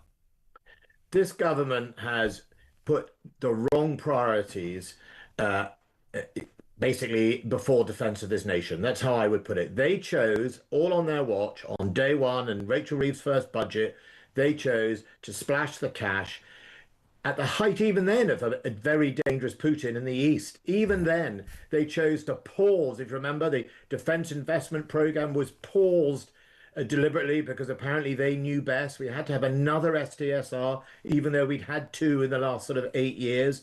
It was always going to be they knew best. They paused it. We're still waiting for the defence investment plan. That's the investment in new equipment. We could have just carried, they could have been decent enough. I mean, I get that, and I'm not, listen, I respect you. I'm as patriotic as they come. It infuriates me. I've found this week the most infuriating and embarrassing week of broadcasting, watching this debacle in front of me. But you have to answer, I guess, all of us do. British troops have been exposed, Ben, haven't they? They are at risk because our government has not acted in the national interest as quickly as they should have done. The troops that we had, or the Navy personnel that we have in Bahrain, we have an actual base in Bahrain, sitting in Bahrain, we're nearly hit by that Iranian missile that you see being played out time and time again. They were sitting there pretty naked from all those threats. And we had known for a long time that Bahrain and our friends in the Gulf were always going to be in the front line. And it is outrageous that there was not enough done to protect those people. At the very least, he could have evacuated them, but instead they sat by on their hands. And even when all the indicators were there, it was just either left to the Americans, which, to be fair to Donald Trump, is the one area where I agree with him on. We've taken them for granted for so long. They were just sitting there and that missile came in. So they were at risk? They were definitely at risk in Bahrain. Absolutely at risk. I don't think they were such a great risk in the immediate in Cyprus, but, you know, they were definitely at risk in Bahrain. And the other key thing here was the Iranians didn't feel deterred, right? They didn't, whoever it was who fired this drone at RAF Akatiri in Cyprus didn't feel deterred. You know, if you had HMS Anson with a Tomahawk cruise missile somewhere in the region, and that missile would go right down the throat of the person that fired the ballistic missile, you might think twice. But no, we didn't have that. And we used to have a Bay class in Bahrain, which was like a logistics ship and minesweepers. If you remember, Labour decommissioned HMS Bulwark and Albion, our amphibious assault ships. Yeah. When I was in, the Navy asked me to do it. I refused to do it. I said it was very important. We'd only had one of them refitted that pretty recently. Labour decommissioned them. I think we flogged them to the Chileans or the Brazilians or something like that. So, of course, the Bay class ship that's in Bahrain is one of the ships that has to come back to augment them. So now there's no Bay class ship to demine the Gulf. So look, those decisions are the decisions of the government of the day. It's about priorities. They've chosen different priorities. Your viewers and listeners will no doubt decide whether this government's priorities are in the right place at the most dangerous time, probably in my lifetime. Talking about danger, if I can just before you go get your response, Ben, former Defence Secretary, 4 men we had confirmed an hour ago in a breaking news story have been arrested on suspicion of aiding Iran's intelligence services by spying on locations and individuals linked to Jewish communities in London. The men arrested, actually, I don't know if you've seen this, 1 Iranian and 3 dual British and Iranian nationals shortly after 1 a.m. Many people contacting this show, and I think many people genuinely wondering about the fallout from what's happening in Iran in terms of sleeper cells, in terms of, you know, almost open borders seems to be a policy nowadays in this country, that there are people in this country. The question to you is, if you were involved right now, do you think we should be raising the terror threat level in the UK, or is that something that needs looking at? I think I will leave that to professionals. I mean, you could argue that one of the reasons we're at the mess we're in is that, you know, the government hasn't listened to the professional military people who have been saying time and time again, we've got to invest in our defence and do things differently. I'll leave it to MI5 about the threat level. But what I can say, and it's a matter of public record, Hezbollah have been active in this country for many years. I remember when I was security minister, it was exposed that Hezbollah had been wrecking sites to store explosives in the United Kingdom. Hezbollah have a plan. They have the Quds Force, and overseas, the Iranians have the Quds Force that supports Hezbollah and other terrorist groups. And of course, we saw already a number of squads or assassination teams come to the UK to try and target Iranian minister. I myself, I don't know if you remember, there was an ex-soldier convicted for the breach of the Official Secrets Act when he was trying to sell secrets. I was involved, you know, I was part of that. I think he was trying to give them information about me. And I think, you know, of course, there's been a long and enduring and growing threat from Iran to this country, and that's why I take issue with effectively Hermer's view that there wasn't a legal basis for any action. It was a policy decision by this Prime Minister not to take any action or join the United States. It wasn't a legal decision in my view, but I think he's hiding behind that legal advice, which I said at the beginning. He just seems like a rabbit in the headlights. He cannot lead through his instinct and his stomach, let's say. He seems to just be like a technocrat commissioning paper all the time. Ben, 2 very quick questions, we'll let you go. And please, will you come back? It's been absolutely fascinating having you on today. Was there an opportunity, or did you ever contemplate striking Iran when you were in power? No, I don't think that. I mean, look, when we were in power, what was definitely happening was the direction of travel of the Iranian regime was getting worse and worse and worse. The United Kingdom could never have done it on our own. It would have had to have been a coalition. There was always discussions about the direction of travel of the nuclear program. It had been made very clear for 15, 20 years that the Israelis wouldn't tolerate enriched uranium to a certain level. I remember just as I left, UN inspectors discovered enriched uranium at 83%. Yeah. For your viewers and listeners, X-ray machines are around, I think, 2%, 3%. Civil power, you know, the most the civilian sector needs is 20% enriched uranium. When you get to enriched uranium at 83%, it takes you 2 weeks, just 2 weeks, to enrich to weapons grade. So there were always discussion. There was always going to have to be a multinational thing if any action was ever taken. I think we do have to, you know, we have to be careful about one thing. The regime change line that we currently see from the United States, I just feel it hasn't been thought through at the moment. You know, you have to have a plan. if you are going to do a regime change, you really have to have an opposition and training and planning. And I get that. But just, and I know it's really difficult and we haven't got a lot of time. If you'd been the Defence Secretary on Friday morning or whenever it was, would you have launched British forces alongside the Americans and the Israelis, Ben? I would have certainly enabled the use of our bases. I think it would have been legal to do so. I would have also sought from the National Security Council and the Prime Minister permission that in self-defence you are allowed to contribute to the destruction of any capability that would have reached into our Gulf allies and indeed our own bases and our people. You know, I think that's important, to give the professional people the rules of engagement to do so. And it's very easy to do that. You can set the rules of engagement out.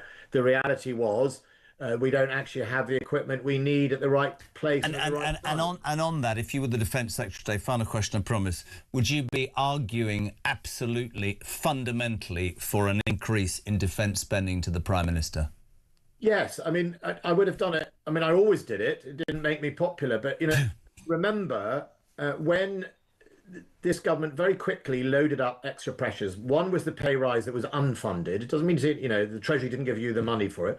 The other one was when she put up the national insurance, Rachel Reeves, all the big contracts like the Type 26, the Trident submarines, they get to pass that national insurance cost back to the Treasury, back to the department. And we've got the Chagos Islands cell, which is going to cost the MOD. You could argue it's the Foreign Office's problem, not ours. That was Florida. I would have been, I'm afraid I'd either been still the Defence Secretary and got the money, or I probably wouldn't have been. But, you know, I was supported by my Prime Ministers. You know, they all started to head towards 3%. I remember getting Boris Johnson to 2.8% at the NATO conference. The Treasury didn't like me for that. But we have to keep fighting, and every day the Defence Secretary needs to go into bat against the Treasury. What does it need to be, by the way, quickly? 3% minimum? 3% by 2030. To be realistic, you can't just give the department billions of pounds. They won't spend it properly, or they won't spend it straight away. You need a proper rising gradient to get there. 3% by 2030 is realistic. It could spend it. It allows it to modernise, and it allows it to deliver the right things. And, you know, my party has announced today extra money by bringing back the two-child benefit cap. I think that's the right priority in a time like this. And I think, you know, for your viewers of my age and older, they all remember that during the Cold War, we were spending 4% of GDP. And that was the time, that was the level when we replaced the last deterrent, right? We're trying to do it on 2%. That's one of the problems. We still had a health service. We still had Department of Transport. We still had roads. The country didn't fall apart. We had 4% of GDP, and we had the Soviet Union. And, you know, it shouldn't be a sort of, you know, one or the other. It can be both. It's just maybe we better be better at spending people's money. Final question. Well, actually, but not the final. This is yes or no. Do you miss it? No, I did. I did 7.5 years of Security Minister and Defence Secretary. And, you know, I remember being in Liz Truss's cabinet, and I was the only one who'd ever been in opposition. I was elected when Tony Blair was the Prime Minister. I think there is a moment where you just move on and let it move on. But well, listen, talking to you, sadly, Miss, just to sum up, you haven't been proud of this government's response to what's happened this week, Ben Wallace. I'm not proud on this government's defence record. I think they have let us all down. A real pleasure. Will you come back sometime? Yeah, happy to. Great to have you on. Thank you so much indeed. Ben Wallace, former Defence Secretary on Talk Breakfast. 9:25, back in 3.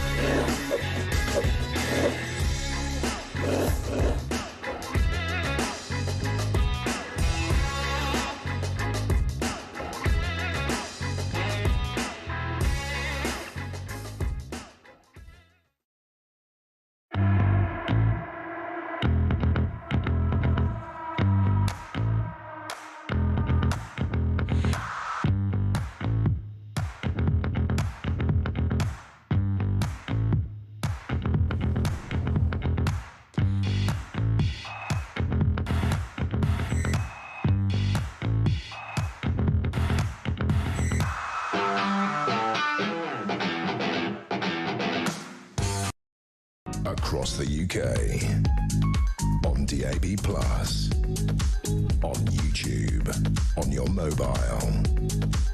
And on your side. This is Talk.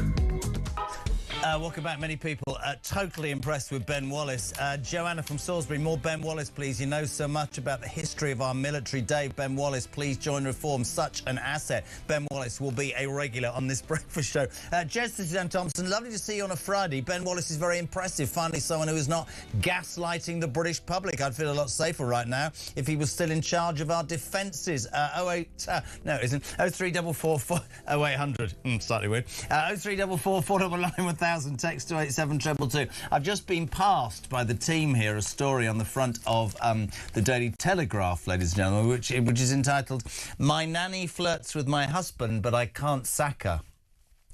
News blackout time, I think. I will be gaslighting the public. We're not talking about that sort of thing. Morning, Wayne. Good morning, Jezza. I think I've lost my mind. I think I've gone. I'm done, mate, completely. Listen to this advert I've just heard. Starmer, hold my hand. Book now with 2 jet immigration days. Get £10,000 repatriation costs. That's £40,000 for a family of 4, with hundreds of thousands of dinghy spaces available. Book now and get 18 months 5-star accommodation absolutely free. All holidays are ECHR protected. Mate, I'm done. I've lost it. I've absolutely broken. Join the club. Grant in Bridgend says, Jez, I watch the show every morning.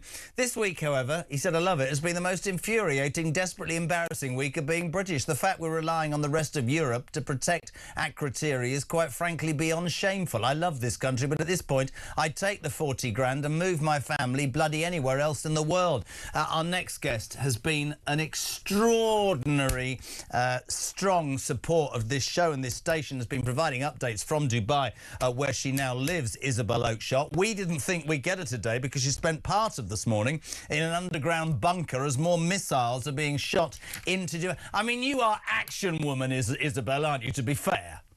Well, look, I'm not pretending to be Kate Adie at this point. You know, this is Dubai. Everything's still functioning. It is quieter than usual.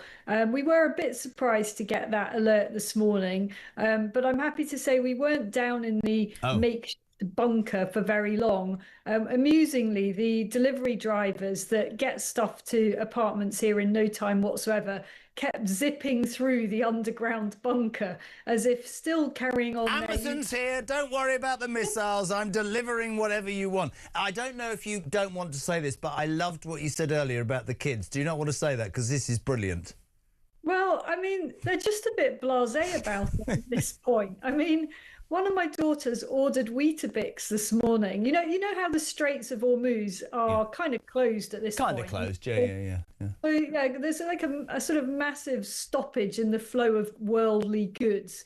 But it appears that you can still get a box of Weetabix in Dubai delivered to your apartment within 12 minutes of placing the order. How's that for a high-functioning city? I love the fact that you said that 2 weeks ago or a week ago, naturally they were very scared. Now they're like, have we got to go in the bunker? I want to go out today.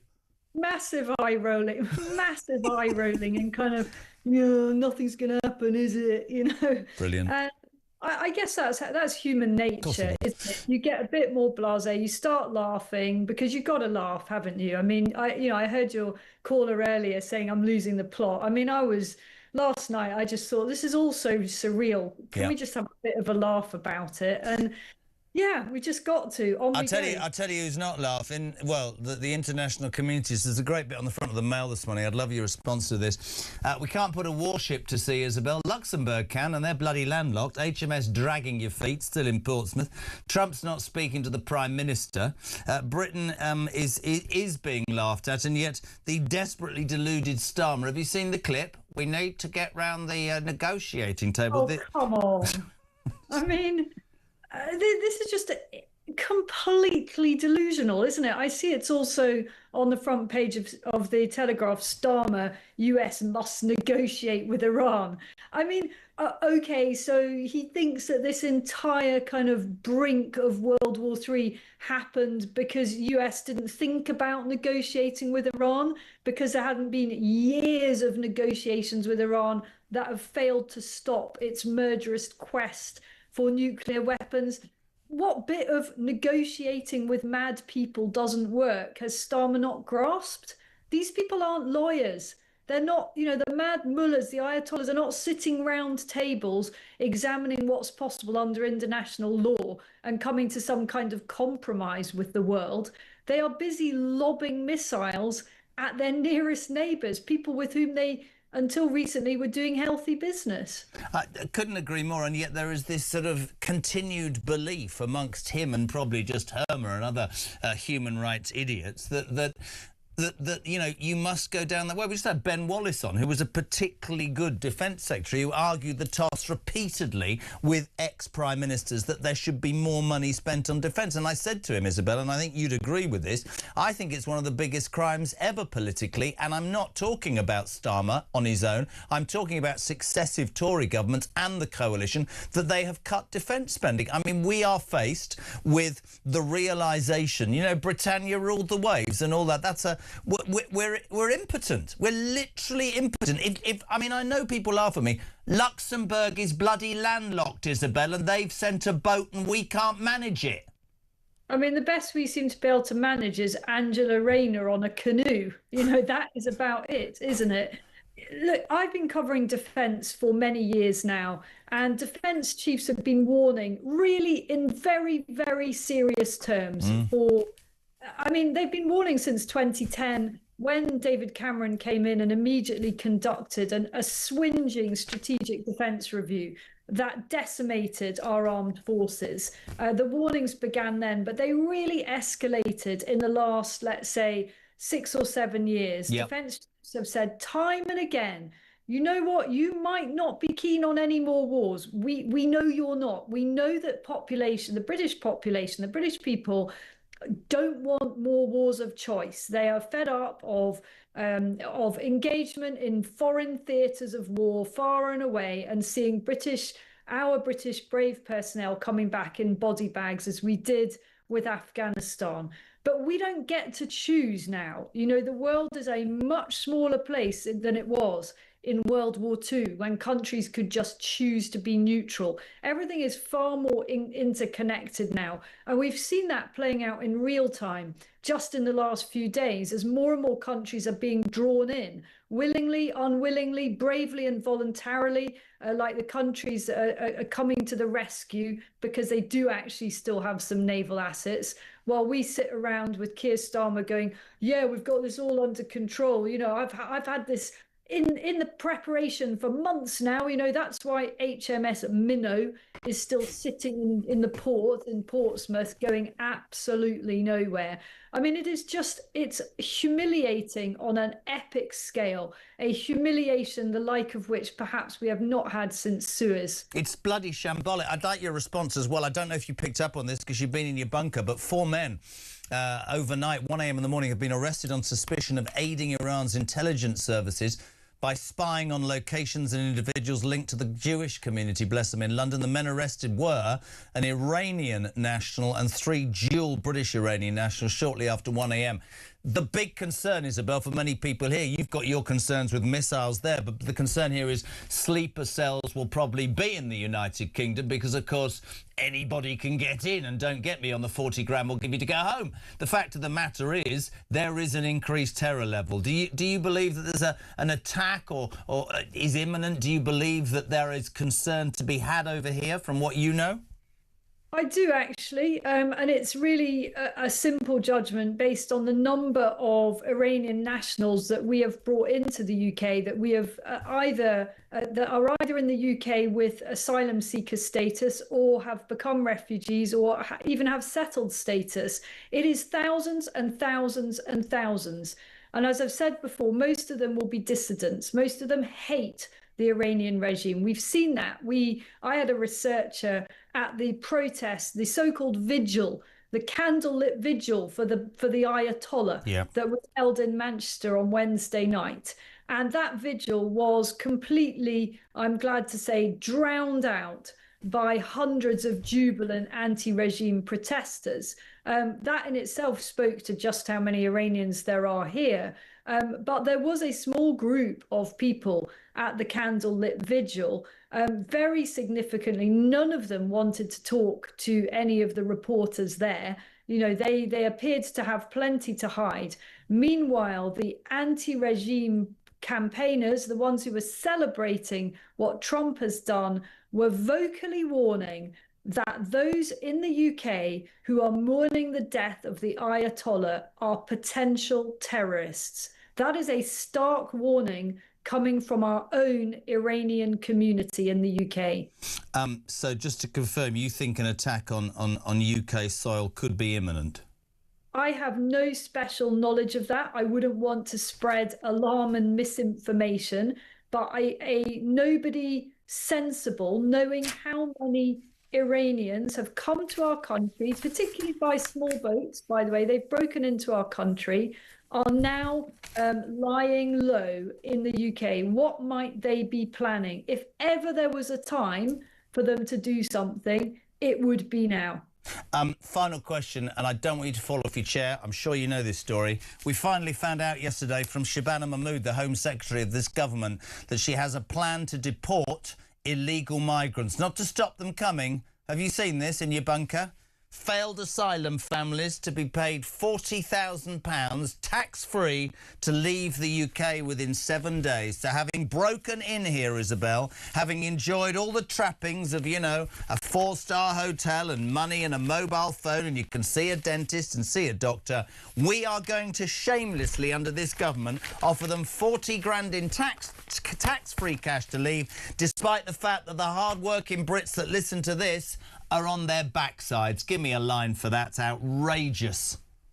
It is totally grotesque and a scandalous abuse of public funds. That is, I mean, surely that pushes everything to breaking point. How can that even be contemplated as an option? Instead, we should be sending them packing and hitting them with a bill for everything they've cost us in the time that they have been leeches off the British state. Great to have you on. Thank you. And I mean that from the bottom of my heart. I hope the weekend goes well. We'll speak to you next week. Isabel Oakeshott talks international editor, 20 to 10. Still to come on this show. Delighted to welcome ahead of 10 o'clock General Sir Nick Parker, former Commander-in-Chief of UK Land Forces. Next on Talk Breakfast.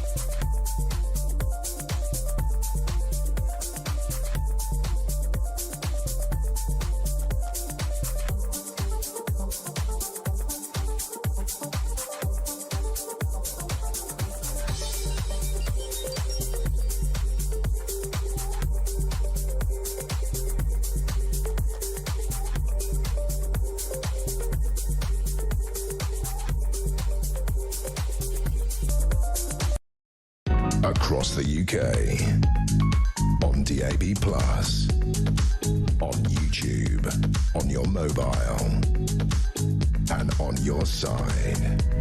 This is Talk. Welcome back, 80 minutes to 10. Alex Phillips for Julia Hartley-Brewer from 10. Ian Collins. The Housewives' Choice from 1 o'clock. Ably produced by a bloke called Finn. More about him one day. I haven't got time today, but that's an interesting story. And Kevin O'Sullivan this afternoon from 4 o'clock with drive time.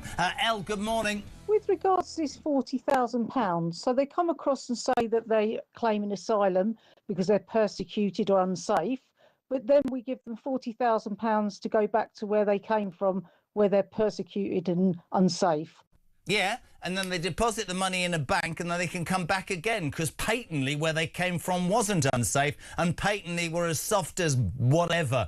Listen, it's been, I have to say this to the team, everybody associated with the team, an extraordinary week. The guests they've booked have been phenomenal.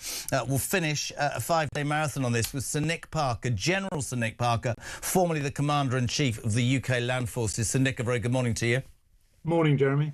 Sir Simon Mayle was on the show earlier decrying in some strong words how he saw this government's response and the way that this country has let slip the values that he's always believed in. As a former Commander-in-Chief of UK Land Forces, what do you make of the last few days? In some ways, I'm not surprised. I mean, the first thing I would like to say, which I don't think has come across as much as it might have done over the last hour that I've been listening, the American military capability is extraordinary. And when you combine that with the Israelis, we've got to at least acknowledge that what they've done is way beyond our capability and sends to me two messages. The first is, to be safe in this world, we have to have alliances. We do not have the capability, anything like the capability to operate on our own. And therefore, coalitions and alliances and relationships are absolutely fundamental to us.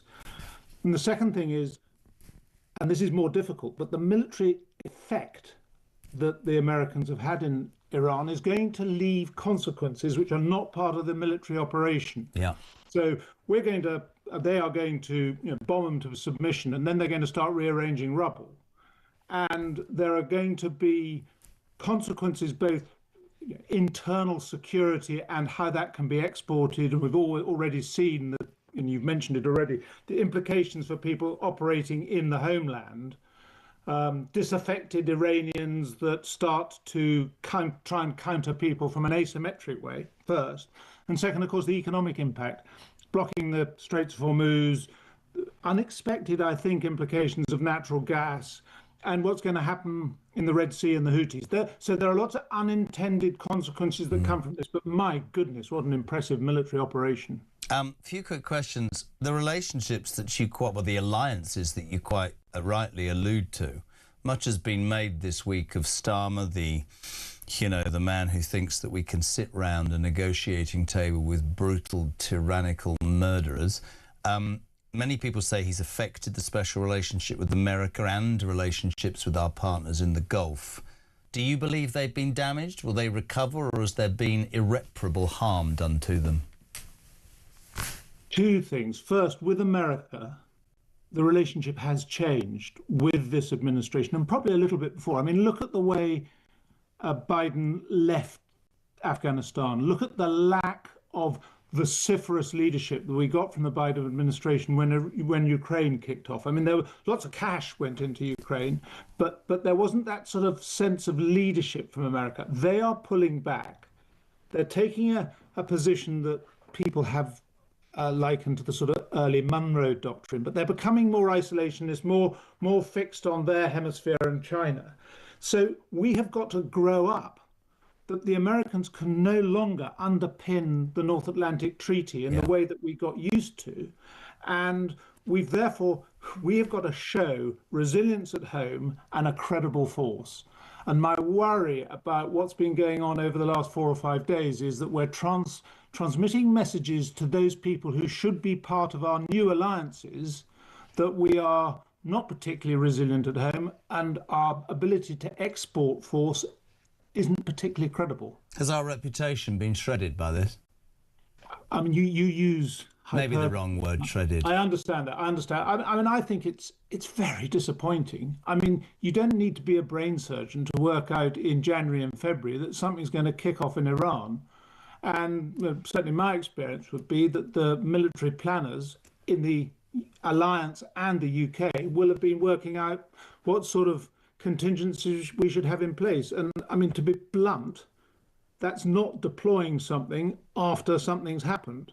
Even if you couldn't agree more, even if you manage it. Do you believe, and people will have different opinions on this, Sir Nick, and I get it, but do you believe that we should have been on the offensive initially with the US or Israel? Or do you believe that the real problem was that he then denied the bases? Where are you on that? I don't think well, two things. I don't think we should have been on the offensive with them, partly because we would have only have been a token. Our force would have been there to build the credibility of an international coalition. Yeah. And Israel and America don't need that. So we don't need to waste any of our credit on something where we would not have been able to make a significant contribution and where the implications in the long term are significant. And I go back to what I said before about exporting terror when this is all over. As far as our bases are concerned, I mean, to me as a soldier, it's a complete no-brainer. I cannot understand why we're having this debate. You have a base for your allies, and to allow them to land and operate from your base seems to me to be absolutely clear. Couldn't agree more. You interpret the law. You don't make the law force you what to do. Well, that's I've said all week, Sir Nick, that under this administration, in my humble opinion, the international law becomes a movable feast that they use as and when to justify whatever they're doing. You talked about how our force, which is a really interesting angle, wouldn't have made much difference, would have been a token. Ben Wallace was on the show after 9 o'clock bemoaning, and actually was probably a lone voice. And this goes back, this isn't Starmer, this goes back for many governments. I see it as one of the biggest national disgraces, the way that I use the word again, the defence spending has been shredded. I mean, somebody gave me a figure the other day, and it is being proven, right, to be true. We've had more people come into this country illegally in the last 18 months than we now boast in all three of our major military services. That is deplorable, Sir Nick, isn't it? Yeah, I mean, to me, the thing, I get everything you said, and I don't disagree with any of it. The thing that really bothers me is the country, the society, has lost an understanding of what it means to be resilient. And that is because of political leadership over many years. So, bear with me, but electricity bills are being kept low at the expense of investing in the national grid. So you don't have a resilient electricity infrastructure, so that when the time comes when somebody starts to bully us, and there is going to be more global bullying because of the rules-based system breaking down and all of that, we don't have a sufficiently strong, resilient infrastructure at home. And the society that we need to provide the politicians with their democratic base, that society is not educated on where these risks lie. So you'll have seen these polls that are being conducted, which show that people generally think it's a jolly bad thing and we need to spend more on welfare than we do on defence. We have to educate people that if they want welfare, they can only do it within a secure defence envelope. You know, the government's first duty is the defence of its people, and we're getting indications that that is no longer a sufficiently high priority, and as you say, it hasn't been a sufficiently high priority for many years. Times have changed and we've got to invest in it. Which is a dereliction, I would have thought, of any government and any Prime Minister. The protection of one's people and the protection of one's country is absolutely paramount. And I don't need to get it political with you, but we have the biggest welfare bill in the world. It shows no sign of shrinking, and our security, our defence, all of those things have been put at the back of the queue, and that, wanting to find a far classier way of describing it to you, sir, has come back and bitten us on the arse, hasn't it? Yeah. But I mean, I have to say, somebody listening to this programme will quite rightly say, well, what about you, armchair generals? When you were in, why weren't you doing more? And I think there is something to be said for the fact that although we have all argued for more resources, I accepted, to my eternal shame, a political cap of 10,000 troops in Afghanistan when we needed more. But it was a political strength that was given to me, and so we operated within that envelope. We had a culture of making do with what we've got and being very proud of how well we did with the resource limitations we were given. That is complete history now. We have to move on from that. We have to understand that the threat is what dictates how much we spend, not political wishes and priorities. And so it's bringing that up to a higher level that's so important for me, making it a national issue to be more resilient and to spend more on defence. An absolute, seriously, along with Simon, just brilliant to have you on. Will you come back, Sir Nick? Oh, whenever you want, Jeremy, provided you don't produce too much hyperbole, which makes me feel uncomfortable. There's no hyperbole for me. It was one of the best conversations I've had. I very much appreciate it. Have a wonderful day. Thank you so much indeed. Sir Nick Parker, former Commander-in-Chief of the UK Land Force, is talking very honestly there about, what did he say, our force would have been a token. A token. I think all the people relating to the military have agreed that we have sold our country down the river over many years by not having what we needed. Let's go to Gloucestershire. David, literally 1 minute on Talk Breakfast. Good morning. Good morning, Jeremy.